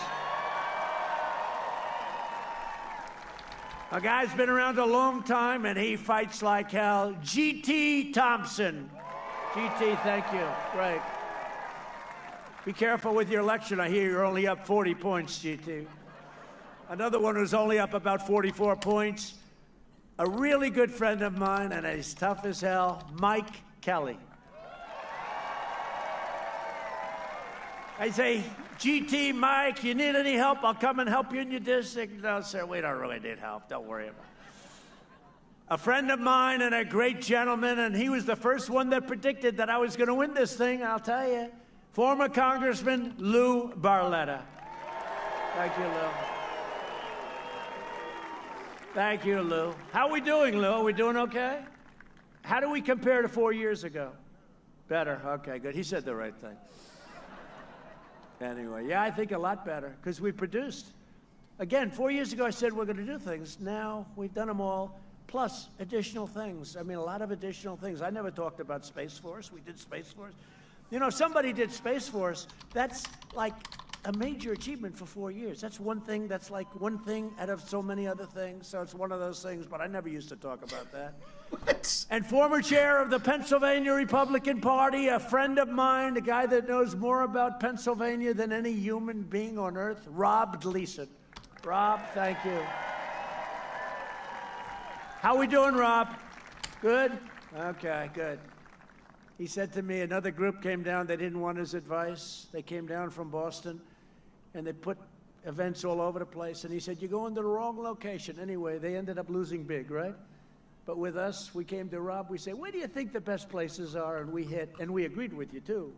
But Rob Gleason's been a fantastic friend. Thank you, Rob, very much for being here. Appreciate it.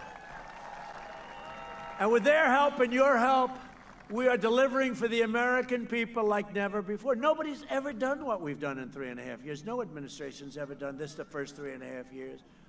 In my first 3 years in office, family income increased by $6,000, and that doesn't include energy, which I think is, you could double it up.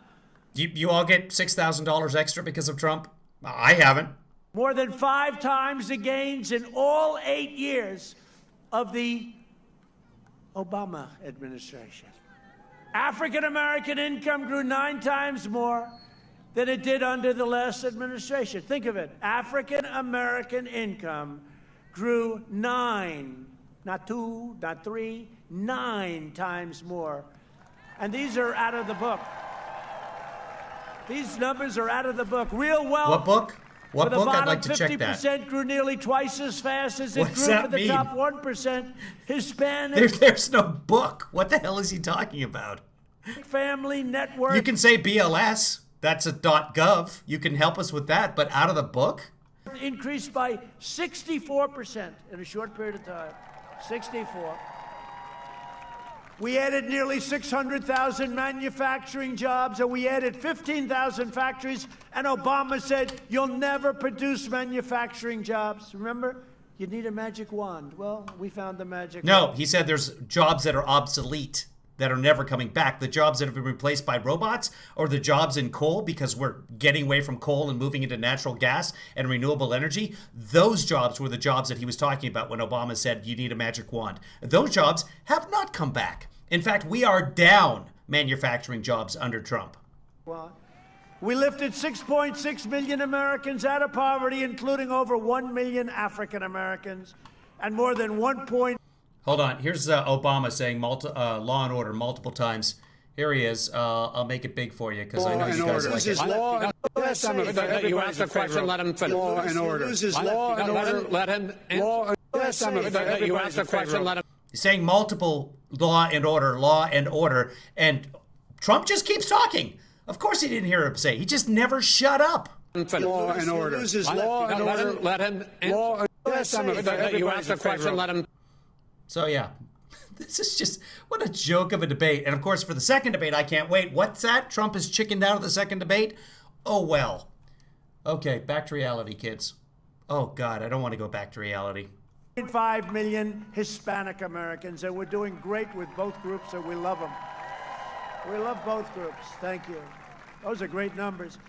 After our tax cuts took effect, yeah, so Trump claims they added 600,000 jobs. That's not true. It was about 400,000. About 500,000, about 483,000. However, as of right now, we are down manufacturing jobs. We are now at a net loss of 164,000. It'll be less than that, but by the end of his term, we will still have fewer manufacturing jobs than when we started, and that's never happened to a president. wages for the lowest income Americans grew twice as fast as those near the top. Think of that. You never hear that. Wait, who did I say? Obama instead of Biden? Oh my God. All right, capture that. You can do a live stream of me. Stuff. The big beneficiary were lowest income. No, it was I don't know what Stephanie, I don't know what I said, but Obama was the one talking about the magic wand. Americans. My policies have benefited those who I don't pay attention to what I say. Come on. need it the most. After the virus came in from China, and we had to change. We had to do things. This came out. It was a sudden, horrible thing. What? China should have never, ever let it happen. They should have never let it happen. We've seen the smallest economic contraction of any major Western nation by far, and we've seen by far the fastest recovery of any nation. That is also not In true. the past 5 months, we've created a record 11.4 million jobs. That's American jobs. That's the And we lost 22 million. And 3.4 million of those are, it's more now because I didn't even look at this number, the permanent job loss last month. So I'm just going to say more than 3.5 million jobs are permanently lost. They've been eliminated. The businesses have closed. Those jobs are gone. That's more than half of the jobs that were created in his first 3 years. the fastest Gone. Not coming back. Ever. ever recorded. Job growth has been 23 times faster than the first 5 months. Think of this. The first 5 months of the Obama-Biden recovery. Oh, my God. 23 times. We cut unemployment rate. Oh, Biden was coming out of recession, a naturally occurring recession that happened over the course of many months. With this recovery, we were shut down artificially because of a virus, and we never really shut down. We opened up too fast, which then people came back to work. Well, at least it hasn't had any negative consequences. Pause the feed. Hold on. It's coming. We haven't had any negative consequences. God damn it, I can't find it. Let's just do Oregon. At least reopening hasn't had any negative consequences. Up 416%, the daily cases since we opened. 416%. And that's Oregon. That's a blue state. Rate in half. Under Biden, it took 30 months to recover more than half the jobs lost in the crisis. We did it in 5 months. So we're talking about numbers that nobody can even believe. Home builder confidence has reached an all-time high. We're in a pandemic. Reached an all-time high. Manufacturing optimism has doubled. Consumer confidence, which just came out, has surged nearly 20%, and small business confidence is now higher than any time in the entire decade preceding my election. Think of that. And we're rounding the turn on a pandemic. We are not. We've spent the last 4 years reversing the damage Joe Biden inflicted over the last 47 years. He made every bad deal in the book. And by the way, if you look at the H1N1, you know, he calls it the N1H1, right? You did too. You called it the Here's the way H1N1 you last remember, week. Joe, H comes before N. Yeah, you goes called the it N1H1 last H1, week. Whatever it's called. What was his name again? The senator, maybe he was a governor. Yeah, Romney. Oh, that's right. It was Romney. I did, Lizzie. I posted the red states. We're going to listen to him, the red states growth video. This is a question from the chat room if you can't read the chat room because it's too small on your screen. Hopefully you'll be able to see this because of blue and red. This is a color-coded chart of how things happened over time with the red states and the blue states and the management and the opening of. And I will find that and I'll post that as the orange one. The brown one is talking. It's amazing, you know, amazing. And he gets away with that stuff. You only see it, you only see it on the internet. They never report it. They should What? report it. They're doing this country a great disservice by not reporting it. But Biden What are we not reporting? I missed the beginning of that, guys. supported NAFTA, TPP, and China's entry into the WTO, which is one of the worst things that ever happened to this country. For half a century, Biden twisted his blade into the heart of the American worker.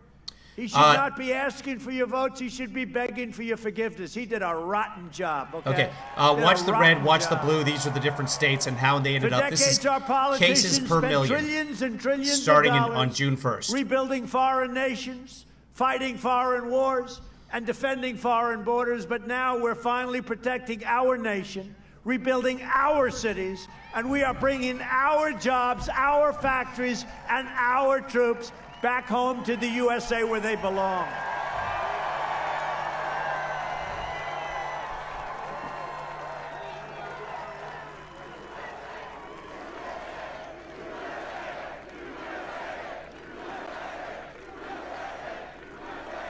Hold on just a second here.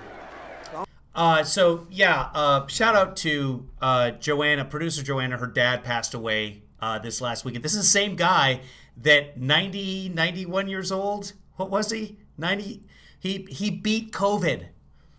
He had, Joanna, you can fill us in on the details. Really an incredible guy, an author. I used to read his books as a kid. The books, the flip books, they were the long books. He invented the format of the long book, and they were Who's in Charge Here? He wrote the Who's in Charge Here series, where it would be politicians, and he would take funny little quotes in balloons, thought balloons or word balloons, and then put them on the page with the black and white photos.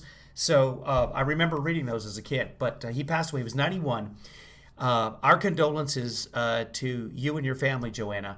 He really an amazing career. He wrote. He came up, I think, with Get Smart, The Monkees, Gilligan's Island.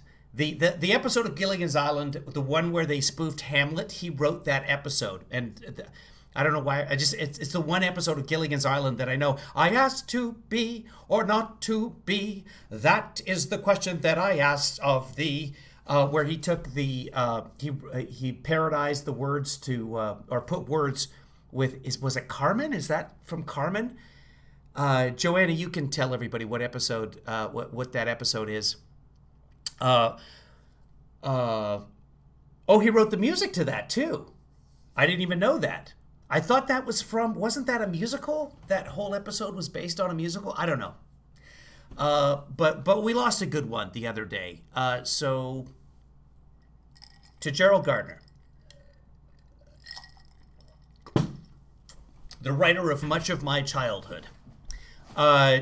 Joanna, was that from was the music to that? Was that just so super catchy, or was it actually an opera? Joanna, your kid worked on pretty much every TV show I grew up and watched an endless upload as a kid. Yeah. Just, I was never a big Monkees fan, but it was never on where I was. It was Carmen. And he wrote the lyrics to the... Anyway, he will be missed. He got 91 years, and he beat COVID. How long? It's been so long now. How many? Didn't he test positive for like 100 days or something ridiculous? Anyway, you guys can talk to producer Joanna in the chat room. I don't want to keep this going forever. He wrote What's Happening? Gerald Gardner wrote What's Happening? Anyway, look him up on IMDb. It's a fascinating career. Almost done. Syria, we're gone, except we kept the oil. Does anybody mind that I kept the oil? So we left some troops behind to keep the oil. With Iraq, we're... For those of you watching who aren't in the chat room and not regularly, what they call themselves the Kevin Lee family, producer Joanna is one of the big donors to this show to keep it going. So what we do is we take money from people. It's a good system, isn't it? If you'd like to send me money, you can to keep this sort of thing happening. PayPal.me/KevinLeeDad. You can send me money at that Venmo address right there. If you're young, the kids all do Venmo. Or like producer Joanna, you can be a patron. And in order to do that, you just tell the Magic Computing Machine how much money you'd like to send me on a monthly basis, and then you get to be a resistor, a protester, a producer, an executive producer. So many of the people in the room right now are part of that. All you got to do is go to kevinleefather.com. kevinleefather.com. At Random is a big producer. Who else is in here? Marcy is a resistor or a protester or something. Many of the people that you see over there chatting support this broadcast, and I truly appreciate that. And they also supported a wonderful charity last week called booksandbricks.org, and I shouldn't talk about that. I should be talking about, I'm supposed to do this too. When I call to action, I take my glasses off. I don't know why, but that's what producer Joanna said I should do. So there you go. Please go to kevinleefather.com and support this broadcast. Speaking of broadcast, Rich Mack, huge producer, Rich Mack, but I don't know if I'm allowed to say that because he likes to remain anonymous, but he is a producer. And he also, big Billy Joel fan, so he produced a whole Billy Joel segment, which no one is going to go back and look at. Here we go. Almost out with Afghanistan. 19 years in Afghanistan. Producer Debbie, huge producer of the show. Colleen, thank you. Lizzie, Liz Dog is in here as well. I saw her earlier. I've been doing a lot of fact checking as we've been going, so I haven't been able to keep up with the chat room. And I do want to get back to the broadcast here, but thank you to everybody. I don't want to steal the thunder. This should be about, and Ruth Ann as well. She's a big PayPal and a patron of the show. KevinLeeFather.com, blah, blah, blah, blah. But Joanna lost her dad this weekend, and that's much more important. He everybody assumed he was never going to die because he was 90 years old. He caught the COVID, and he beat it with brain and lung and foot and arm cancer at the same time. It was insane. But yeah, he had multiple forms of cancer, didn't he? Did he have lung cancer as well, Joanna? I don't know. You guys get back to that. Let's get back to this guy. Just look at that face. Look at that brown knoll. 19 years, and we're really serving as policemen. It's great to be policemen, but they got to have their own policemen. They got to do it themselves. It's great to be policemen. But we're bringing them home. We're down to a very few. This is the guy who never served. Number of soldiers. To save our auto industry, I withdrew from the last administration's Trans-Pacific Partnership disaster. It would have been a disaster. It would have destroyed your automobile industry and others. Would have made NAFTA completely superfluous because Canada and Mexico are both in the Asian Trade Pacific Partnership, TPP. And for whatever reason, we had to remake NAFTA, we're calling it NUFTA. It's the same thing.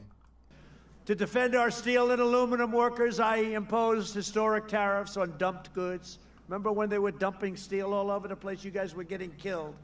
Saving those industries from total destruction. And frankly, had the plague not came in from China, but now they're doing... Had the plague not came in? Well, anyway, and frankly, had them killed. Saving those industries from total destruction. And frankly, had the plague not came in from China, but now they're doing well anyway. Had it not come in, you would have had a steel industry that would have been at a level that nobody's ever seen before.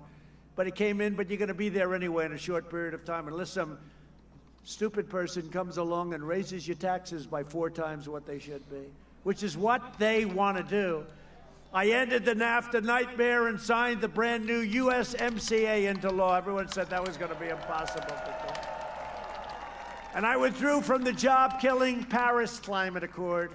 So nice of them to tell us that we can't use our energy. That was an accord. You know what that was going to do? Destroy our country. That's what that was No, going to do. no, it would not. If you look at what has happened over the last very short period of time, the progress that this nation has made, you're not even going to believe it, and you're going to see it. And you would have seen it had the plague not come in, because it was all happening. We were at every single record. But now we're getting close anyway. From China. Jobs are all coming back, and the market is almost going to be topping the market from before the plague, and it's pretty amazing. I will Did tell not you. think that sentence through. Biden has vowed to rejoin this horrible agreement, a death sentence for your state's energy industry, the Paris Accord. It's a terrible thing. Unlike Biden, I know my job is to represent Pennsylvania, not Paris. I don't know where his pronouncing of industry comes from, but it's not jarring to me. I've lived so many places that I think I've heard it pronounced that way somewhere. We're representing Pennsylvania, not Paris. Got a lot of nice people that can represent Paris. I took the toughest ever action to confront China's rampant theft of American jobs. You know that. We charged them so much. We gave a lot of the money to our farmers, $28 billion to our farmers, because our farmers were targeted. We didn't charge China anything. China doesn't pay the tariffs. Everybody get your money? They did better without even growing anything, to be honest. But we got it from China, $28 billion, and we had a lot left over. That's not how the farm subsidies work. Went into the Treasury. That's the typical farm subsidies. It's not how the farm subsidies worked with China. The United States. To defend American workers, earlier today, I also signed an order to crack down on Chinese counterfeiters and merchants who sell their fake products all over the United States. They put the name Tiffany. Tiffany. It's got the blue box, everything. Tiffany, Tiffany, Tiffany. Isn't that wonderful? But it wasn't made by Tiffany. Biden will eliminate... I thought he was talking about his daughter. It's like, Tiffany with the blue box. I'm like, what the hell? He's talking about Tiffany Jewelers, obviously. Tariffs on China. I had breakfast with Tiffany one time. He's already said he's going to take the tariffs off China. There goes your steel industry. There goes your aluminum industry. There goes everything. There goes what? Allowing goes your steel industry. There goes your aluminum industry. There goes take the tariffs off China. There goes your steel industry. There goes your aluminum industry. There goes everything. Allowing them to plunder. Okay, well, industry is better than industry. What did he? What does he say? There goes your aluminum industry. There goes everything. Tariffs off China. There goes your steel industry. There goes your aluminum industry. There goes everything. Industry. That's one of the businesses he has. Everything. Allowing them to plunder without consequence. The one constant in Biden's platform is surrender. He surrenders. He surrenders, whether it's China, whether it's Cuba. How about Cuba? How about the deal they made with Cuba? How bad was that one? I ended it. That's why both China and the far left are desperate for a Biden win, because he will surrender our jobs to China. Sparkly Hat Girl was the only one who clapped for that. China will own... Wait, did they... Somehow she changed positions. Did they change hats or something at some point? Own the United States if that sleepy guy gets the position, okay? And you can forget about Pennsylvania. And you know, don't also forget, your streets will be surrendered to the mob. You know, Republican areas are great. They're doing great. The crime is at record lows, everything else. These are the Democrat, super liberal Democrat areas. Unlike Sleepy Joe Biden, I will never abandon our nation, and I will. Oh, there's Melania has a Tiffany as well. What? Never abandon its values. My goal is not to... Oh, they did swap seats, according to producer Debbie. Okay, I'm going to go with that. There's two sparklers. Whatever. I don't want to start a conspiracy theory. To make friends in the D.C. swamp, my goal is to fight for you and fight for your family. In 2017, I proudly signed a historic executive order making it official government policy to buy American and hire American. My opponent has put forward a radical plan to eliminate U.S. borders by implementing catch and release programs that I ended. You know what catch and No, that doesn't even make sense. Hold on, I gotta listen to something. industry? There goes your aluminum industry. There goes everything. What does he say? I still can't. Guys, help me out. How would you spell what he says here? The aluminum what? Industry. There goes your aluminum industry. There goes everything. Industry. There goes your aluminum industry. There goes everything. Industry. There goes your aluminum industry. There goes everything. Industry? What does he say? Somebody spell that for me. Releases. You catch a murderer, you catch a rapist coming across our border, and you release him. Catch him, and release him. And you say, I'm sorry, 3 years from now, please come back for a court case. Nobody comes back. Imposing deadly sanctuary cities and suspending all removals. They don't want any removals. This is what Biden... That nonsense that nobody comes back, but I don't have time to fact check it. There's more than it. It wasn't aluminum, though. It was just the industry. Agreed to with crazy Bernie Sanders. When you have people that are... I'm going to go with that, Allison. Even if they're murderers, if they're rapists, no matter what they are, you can't remove them. We've removed tens of thousands of people, including MS-13. It would mean the total nullification of U.S. borders, overwhelming every city and town in America, and especially in a place like Pennsylvania. If Biden wins, your borders are gone, which means your health care is gone, the middle class is gone, and your safety is gone. Other than that, you'll be doing very nicely. Under my leadership... Bye, Producer Debbie.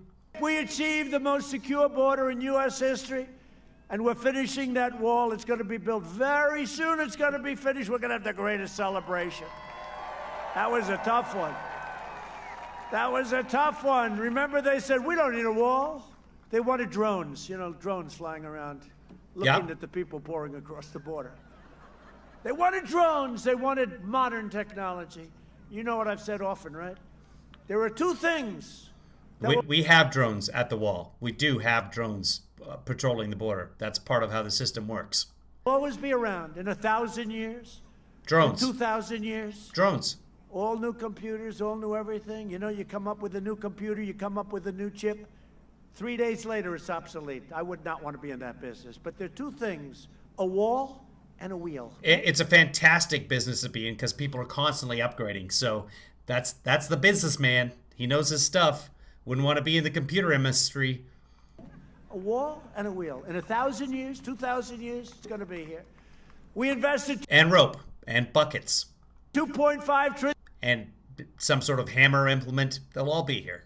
$1 billion in the U.S. military and launched the first new branch of the United States Armed Forces in more than 75 years, Space Force.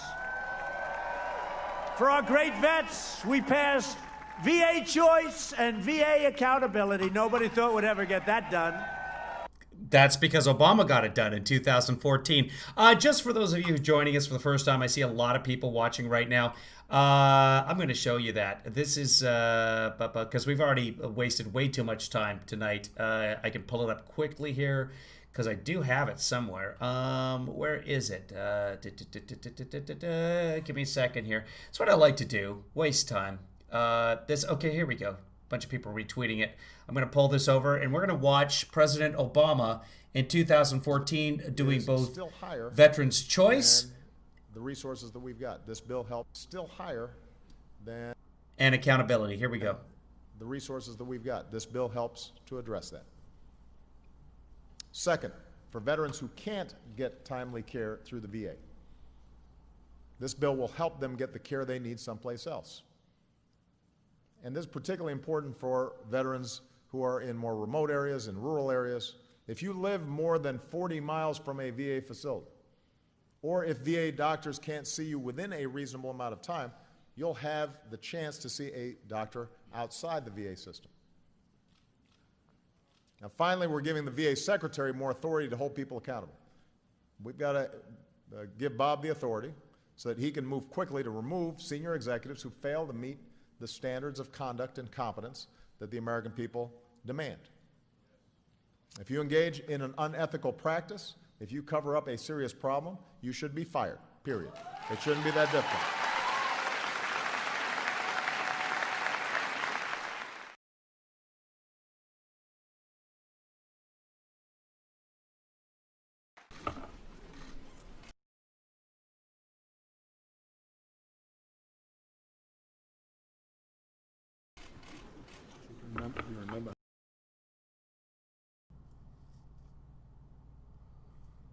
Okay, waiting for the broadcast to restart here. I want to see that it's going through. Give me a second. Okay, come on. Let's see what's happening here, guys. I'm trying to go. Okay, are we back? See what's happening here, guys. Yes, we're back. Okay, go. Okay, are we back? See what's happening here. Okay, so I'll mute myself there. You guys are going to hear an echo for a second. We were looking at Obama here, signing the Veterans Accountability and the Veterans Choice Act. Watch Lefty here. Just barely. You know, I don't get enough practice. I want more. I want more. Takes one pen, then another pen, then another pen, then another pen. Then he gives out those pens. That's how you're supposed to do it. And that way, everybody gets a pen with which the bill was signed. That's how it's done. Trump just takes one Sharpie and then passes out a box of Sharpies. You're not getting the Sharpie that signed the bill. That's the whole point. It's stupid, but it's something you can look at. Like if I was producer Joanna, I'd be like, oh, hey, this is a book that my dad wrote. This is an Emmy nomination that my dad, like I would walk around with my dad's Emmy nomination. If my dad had done something cool, if I had something cool, I do have 2 Emmys. One I can't find, one is broken. So my kids broke it when they were little. And you can't take that. So trophy shops, it's not really a story. I don't even want to talk about it. So that was Obama signing Veterans Choice and accountability. Welcome to the live stream. If you're just joining us, we are watching the Trump rally right now, but we go off on tangents. Trump is claiming that he got the Veterans Choice and accountability. He's claimed that more than 100 times. It's a lie. We just watch Obama do it. And if you'd like to see that, you can go back in the broadcast or watch the previous broadcast. If you're watching on Twitter, just go to my Facebook feed. I don't know. It's all over the place. Let's get back to the rally. This is the live stream. And we had some technical glitches, but we're back. We killed the leader of ISIS, al-Baghdadi.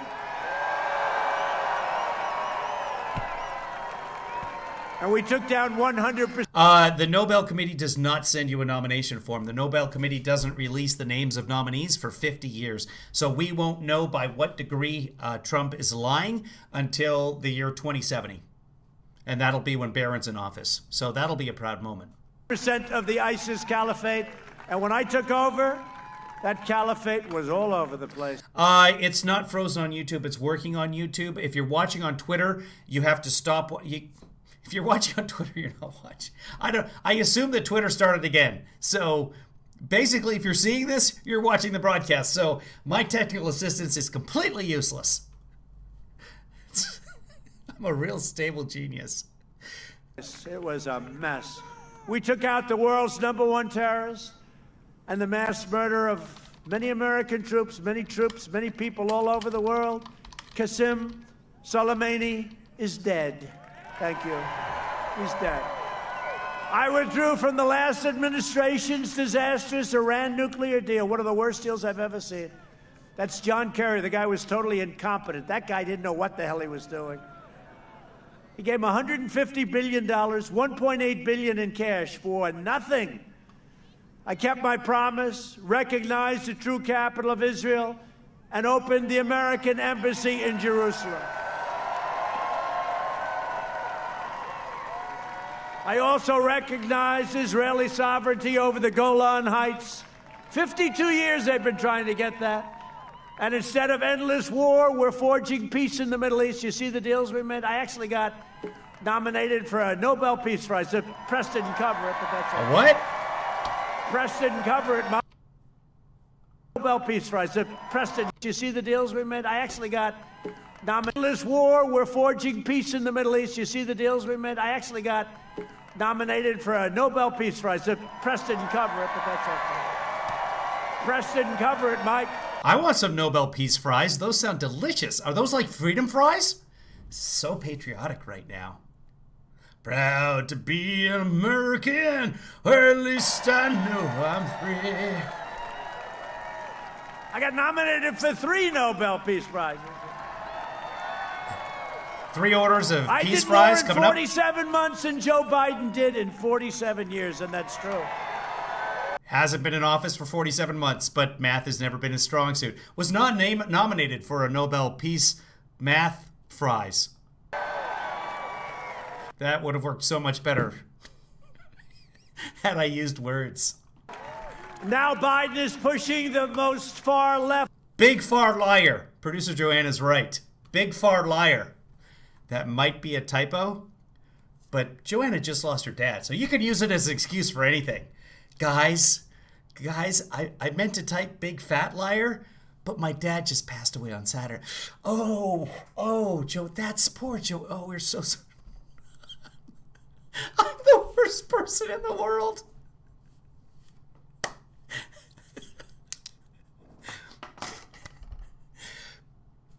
I'm not even going to say anything because, yeah. Oh, welcome to the live stream, everybody. I'm your Heavenly Father, Kevin Williams. This is what we do. We have a good time. And there's no alcohol in this. But seriously, producer Joanna, you should use that excuse for everything right now. Crying through the tears. Oh, I am going to hell. But seriously, I tell people that my mom died all the time. Yes, it was 4 years ago. They never ask when. They never. Yeah, I'm sorry. I lost my mom and oh my God, I am so. No, please go ahead of me in line. I was trying to think of an example that would be funny of me getting an advantage because my mom died. I actually don't do that, but I do miss my mom. Let's go on. Left agenda ever put forward by a presidential nominee. He's going to ruin your energy. He's going to ruin your state.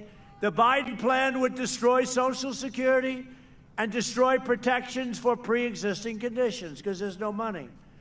Biden's running mate sponsored that's complete nonsense. Bill to outlaw private health insurance. We have 180 million people. No, again, complete nonsense. Biden has not endorsed the Medicare for All plan. His plan is not Medicare for All. It should be, but it's not. With great private plans. They want to keep it that way. They're going to outlaw them. They're going to get rid of them. Biden vowed to terminate our travel bans on jihadist regions and surge refugee admissions by more than 700%. He agreed to this. He said, that's okay. Let them come in. You know, I got the ban, right? Remember the ban? Remember it was a big deal. I got the ban. I said, if it's okay, we have unfriendly countries. If it's all right with you, they're not coming into our country. I got the ban. We won in the Supreme Court, 5-4. I got the ban. He wants to give up the ban. He wants to let people pour into our country. 700% increase, opening the floodgates to radical Islamic terrorism. I don't want to speak too much. Little wood. This is real wood. I don't want to speak too much, but you haven't seen too many things happening lately, have you? He'll ban school choice, charter schools, and Pennsylvania opportunity scholarships. In his second term, I will provide school choice to every parent in America. It's so important. A vote for Republicans is a vote for safe communities, great jobs, and a limitless future for all Americans. And in conclusion, and I love being back with you in Pennsylvania. So many incredible memories, Shirley. No, so many. What a night that was. Remember that night? Donald Trump has won the Commonwealth of Pennsylvania. The Commonwealth. Donald Trump. Remember how late they just didn't want to call it? They didn't want to call it. I said, call it already. If I lost, we were at 98%. We were substantially ahead. If I lost every single vote, we still won. It took them like till 2 o'clock in the morning before they called it. In the meantime, Wisconsin came in, Michigan came in, but they just refused to call Pennsylvania. They just couldn't. Remember, they were crying and they were all screwed up. Over the next 4 years, we'll make America into the manufacturing superpower of the world, and we'll end our reliance on China once and for all. That's already happening. We'll hire more police, increase penalties for assault on law enforcement, and we will ban deadly sanctuary cities that people don't want. We will uphold religious liberty, free speech, and the right to keep and bear arms, your Second Amendment.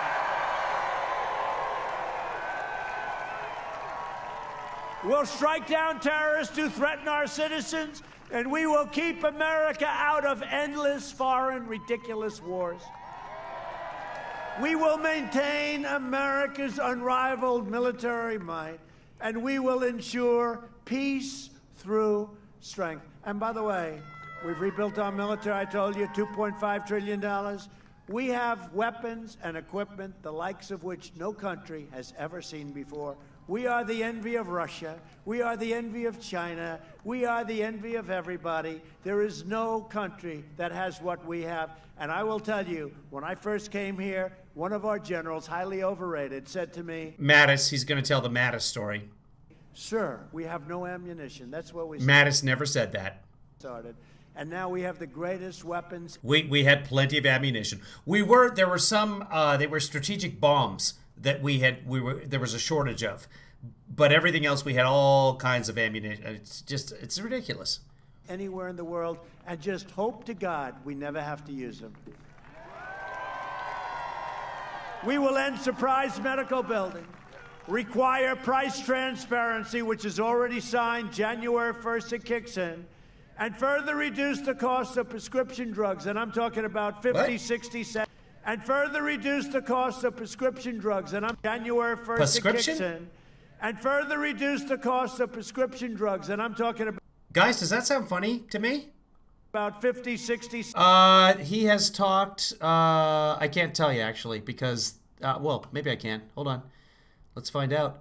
He's on the plane. He came out. There's a website that actually tracks how long he talks. So you can find that if you want to. I don't know. It's not showing me. 70, 80%. Because of what I've done with favored nations. We're getting the lowest price, Mike. The whole world, we're going down, we're taking these nations, they pay a fraction of what we pay. I said, nope, whatever they pay, I want to pay. Why are we paying more than any other nation? We're the highest, we're going down to match the lowest. The drug companies don't love me too much, just in case you haven't heard. We will strongly protect Medicare and Social Security. We'll always protect patients with pre-existing conditions. America will land the first woman on the moon, and the United States will be... I just think if he wins and Obamacare is struck down by the Supreme Court, there's no replacement. We're just never going to get it. He won't care because he's in office for another 4 years. He's going to spend the entire time going around rallying, saying we need to get rid of the whole term limits. We need to get rid of that amendment thing on the Constitution. Be the first nation to land an astronaut on Mars, and we're very close. We will stop the radical indoctrination of our students. We are not close to landing an astronaut on Mars. Mars it's far away. And restore patriotic education to our schools. We will teach our children to love our country, honor our history, and always respect our great American flag. And we will live by the timeless words of our national motto, "In God we trust." For years you had a president who apologized for America. Now you have a president who is standing up for America and standing up for the great people of Pennsylvania. It's very important. So get your friends. Most important election we've ever had. Wait a second. Sparkly hat lady changed positions again. Now she's back up. What the hell is happening here? Your family. Get your neighbors and get out and vote. You got to get out and vote like you never voted before. Places that we want. What does that mean? Get out and vote like we've never voted before? Like for a different candidate? What does that mean? Like we've never voted before? Like we get lost on the way there? What do? I don't know what. Do I touch the screen? Do I show you ID? Wait, what time is this? Like, where am I?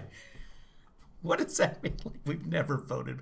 Everything. Last night's speech, I listened to it a little bit. I wasn't able to broadcast it, but it was everything was never before. Never seen before. No one's ever seen before. It's never seen anything like it. It's all everything. Everything he was talking about yesterday was never seen before. Won, like Erie, places that we won, you got to get out and vote. Because from Erie to Easton, from Pittsburgh to Harrisburg, and from Allentown to right here in Johnstown, Because we're living here in we stand on the Allentown. shoulders of Pennsylvania patriots who gave their blood, sweat, and tears for this beloved nation. This is the state where our founding fathers declared American independence. Think of what you have in Pennsylvania. No, think, who could say that?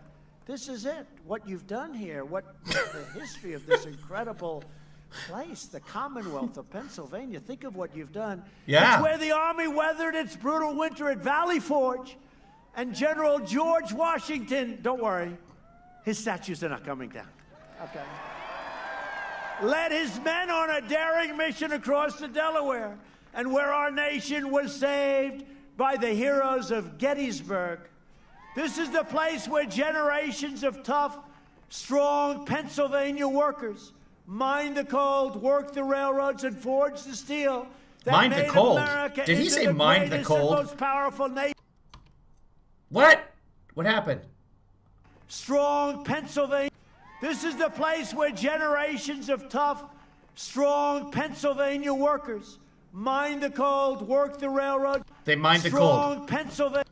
This is the place where generations of tough, strong Pennsylvania workers mined the coal, worked the railroads, and forged the steel that made America into the greatest and most powerful nation in the history of the world. And you have seen nothing yet. You wait till you see what we're doing. Wait till you see what we're doing. We are making our country greater than ever before. Proud citizens like you help build this country, and together we are taking back our country. We are returning power to you, the American people. With your help, your devotion, and your drive, we are going to keep on working. We are going to keep on fighting. And we are going to keep on winning.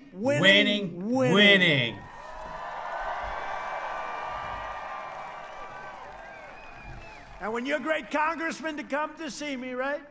This great, what a group of warriors. I don't know, with them, I'm not sure I can handle that group.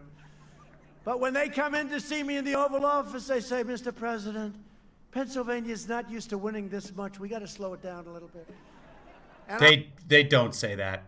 I'll say, Mike, I'm sorry, Mike. You tell the rest of them, Mike, we're not going to slow it down at all. Pennsylvania wants to win more than anybody in this country wants to win. Pennsylvania is going to win. We're never going to stop. We're going to keep on winning. We're going to win so much, you're going to love every moment of it, all right? Hey, you know what? You lost long enough, I can tell you that. Many years where your factories and your plants left because we had stupid leadership. Don't kid yourself. You lost for a long time, and now you're winning, and you're winning like never before. Open it up, Governor. Open it up. Because we're one movement, one family, one people, and one glorious nation under God. And together with the incredible people of Pennsylvania, we have made America wealthy again. I know, the people behind him really mind the cold. They're all wearing mittens and sparkly hats. I hope the sparkly hat is warm. We have made America... It probably is very, you know what, it's so fancy, it's probably not warm at all. It's just a fashion statement, and that's why they keep trading it back and forth. They're like, okay, you've had your time with the sparkly hat. Give me, I'm so cold. Give me the hat. I mind it. Strong again. We have made America proud again. And we will make America safe again. And we will make America great again. Thank you very much, Pennsylvania. Honestly, the coronavirus is just like a strong cold. So really, but it's true, though, at random. I do hope it's clean cold. That's what I'm concerned about as well. Thank you. Get out and vote. Vote, vote, vote. You can't always get... Oh, they're going with YMCA. Is he going to dance this time? Let's watch a little while. He did the dance yesterday. did the dance, did the dad dance. My dad has a dance, but it goes like this. He does it down like that. It's the same dance. And it got me apart once. There he goes. Yep. Oh, what it is. You know what that is? That's not a dance. He's just... That's jerking off into his face in slow motion. Here it goes. Finish it off. That was the dance he was supposed to do on Saturday Night Live as a funny dance. Now he's doing it for... That's actually him dancing. Wow. He does that on Saturday Night Live in an episode a few years back where he does this dance, this weird dance thing. And it's supposedly like dance, Mr. Trump, and make it look really, really funny. Do like an Elaine thing. And he did that. I don't know until now anybody realized that's him dancing. That's how he actually dances. Oh, we can dance if we want to. We can leave our friends behind, which is what he's done in this presidency. He said he doesn't have any friends left. Yeah, so this is the thing. The liberals went nuts this morning with the dance he did last night. Well, 200 and some Americans have died from the COVID. Oh, you're dancing? And Americans, oh, how dare you? So now he's doing the extra dance. He is the king of the trolls. That's what he is. That's all he is. He is a 74-year-old social media troll. Oh, fake. Come on the floor. Now that's what he pulls out whenever his jam comes on. Yeah, he memorized that dance. No, I don't think so.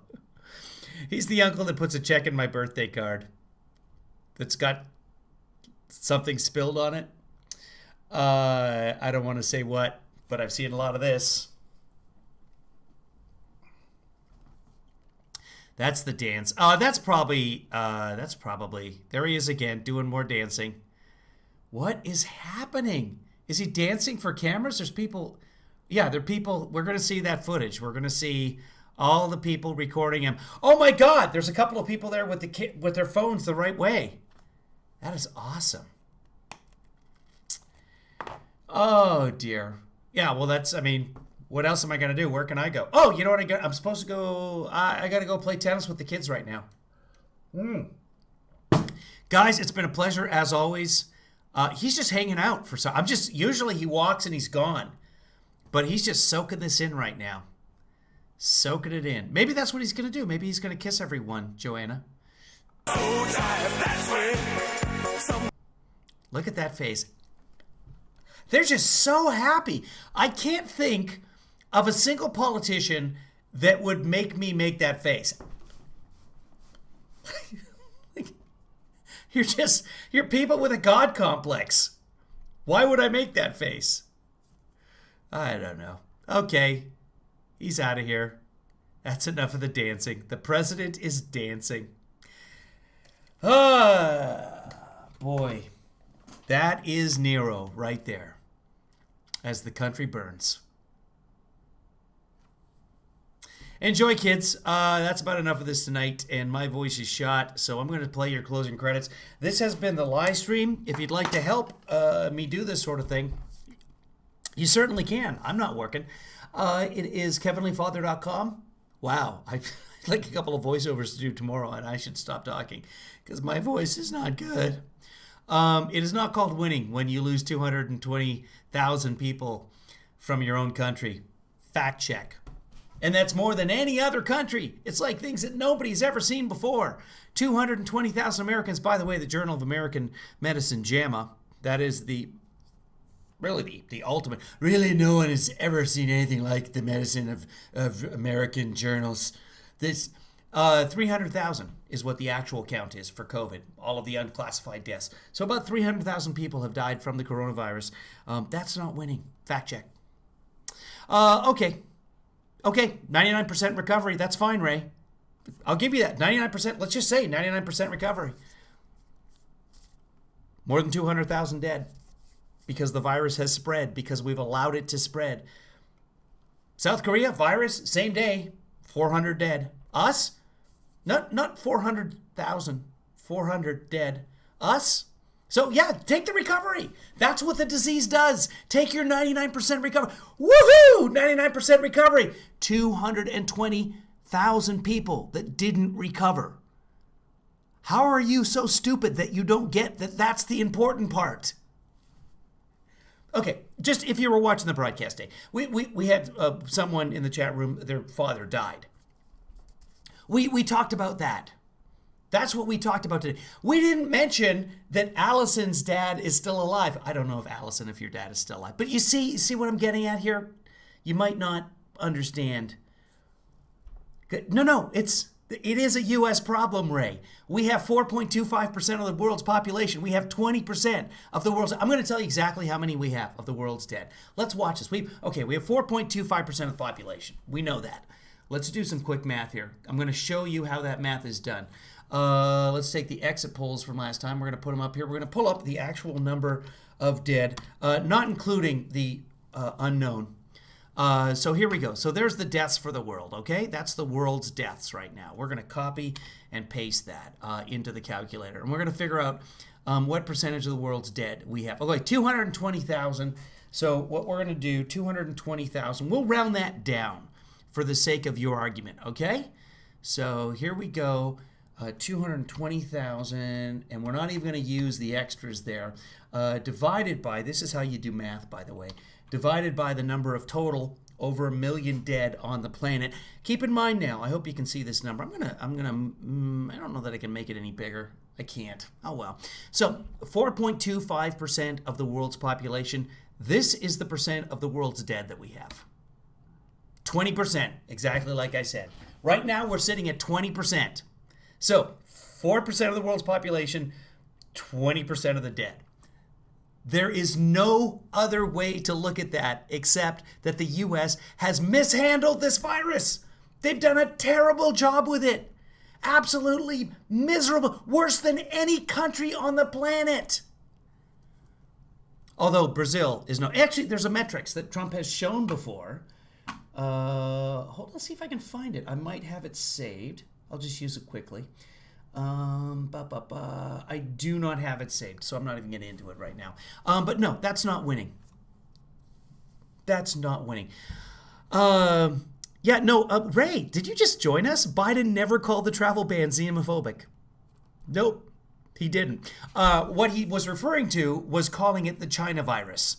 Wow, Ray, you really don't know your stuff at all. Joe Biden never said that about the travel ban. In fact, he was on stage saying that Trump was xenophobic before the travel ban was even instituted, before Secretary... Hold on, who's the Secretary of Health, Ray? You've got 8 seconds. 2, 3, 4, 5, 6, 7, 8. I'm going to put a little more time because you're on the Twitters. I'll let you do that. I'm going to let you Google it. Gonna let you do... Okay, Ray doesn't even know the secretary. All right, good job, Ray. So that's what you want to do. You want to find a random internet chat room and then argue points that you just don't understand, that you don't even know. You don't even know who announced the travel ban. No, he didn't. Ray, he did it on the 31st in New Hampshire. In New Hampshire. Before Secretary Azar, I'm going to help you out here, Secretary Azar announced the travel ban. He was on stage doing a rally. Joe Biden was on stage doing a rally when he said that. You've probably seen the footage of it. But he didn't know about the travel ban yet, which wasn't a travel ban. The travel ban didn't even go into effect, again, not a travel ban, until February 2nd. And then he tweeted about it as well. Hold on. I'm going to find that for you. Joe Biden... tweets. Okay, xenophobic. Because you could say like, oh no, here we go. Oh, Snopes.com. Good old Snopes.com. They've probably got the tweet here. Give me a second to pull that up. And don't give me the whole Snopes is lefty. We have the founder of Snopes in the chat room quite regularly. I know him well. He's a friend of mine. He's not a lefty. He doesn't even like fact-checking politics, but that's his job. Okay. Yeah, he called President Donald Trump xenophobic. That is absolutely correct, but he wasn't calling the travel ban xenophobic. Where is it? This is Donald Trump. Okay. There we go. Trump has shown at the beginning of the event the opposite. Forgot to. Even Trump on March 23rd said, Sleepy Joe said that I was xenophobic, not the banning of China. This is Trump's own tweet, but that's not the tweet we're looking for. Hold on. Okay. Here's CNN. I'm going to get away from CNN because I just want the tweet. I just want, here we go, Joe Biden on Twitter. Okay. Okay, here it is. Here's Joe Biden. The tweet is, stop the xenophobic fear-mongering. Be honest. Take responsibility. Do your job. Okay? Trump just tweeted about the Chinese virus. That's the xenophobic fear-mongering. No! Biden had already published that a travel ban would be a good idea. So you're completely wrong on that. Ray. No, the ban was not announced mid-January. The ban was announced on January 31st, the very last day of January, and I'll prove that to you as well. Ray, I'm going to ask you a question. If I can prove to you that the ban, which is not a ban, was announced on January 31st, will you just admit that you're completely wrong about this and vote for Biden? Because you're either a Russian troll or you're, quite frankly, not bright. Or the only other option is that you are just misinformed, that you live in your bubble and you're being spoon-fed this. Because if you watch Hannity on a regular basis, this is what you believe. It's completely wrong, but this is what you believe. So, Ray, you say the ban was announced mid-January. Well, I'm waiting for you to reply that if you'll change your mind and realize that you've been living in a bubble, I'm waiting for your reply on that. I'm going to show you the actual White House declaration.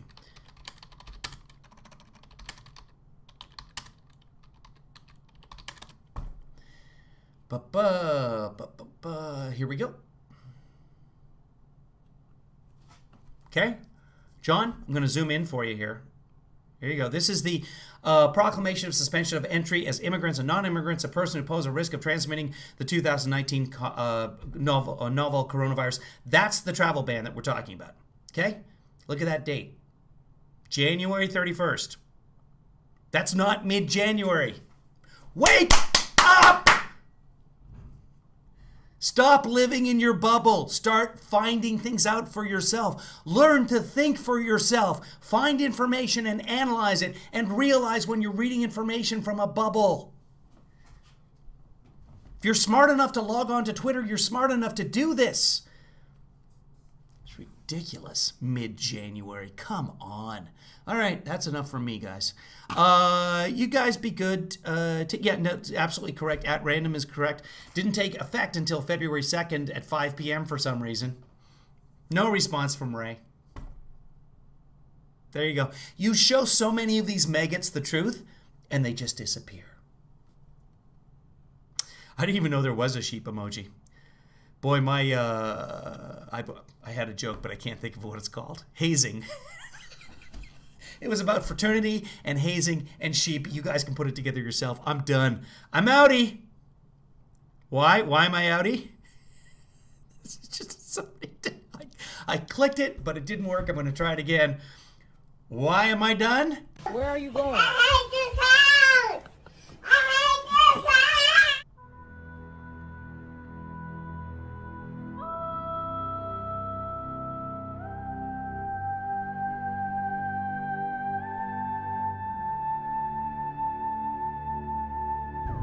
Where are you going? Oh, hold on. Hold on, I'm back. Ray is still in the room. Ray, can you please admit that you're wrong? It's okay to be wrong. You've been fed the wrong information. Either that or you're stupid. Those are the options, stupid or wrong. Are you wrong, Ray? Okay, you're beyond help. I can't help you, Ray. I tried. Let's go back to the credits.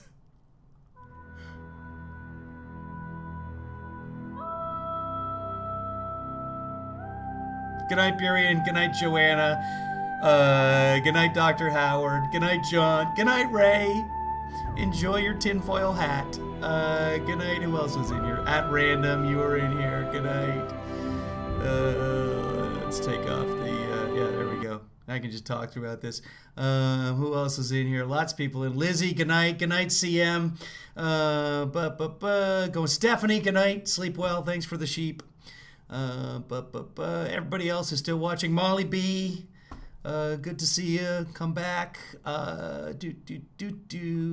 Marcy, as always, good night. Thank you, Chris Wallace. Thanks, Gasper, GSPR. A lot of people in here tonight. Pretty busy night. Anyway, guys, time to go.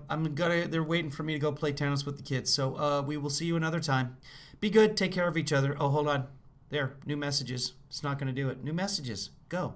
All right. Good night, everybody.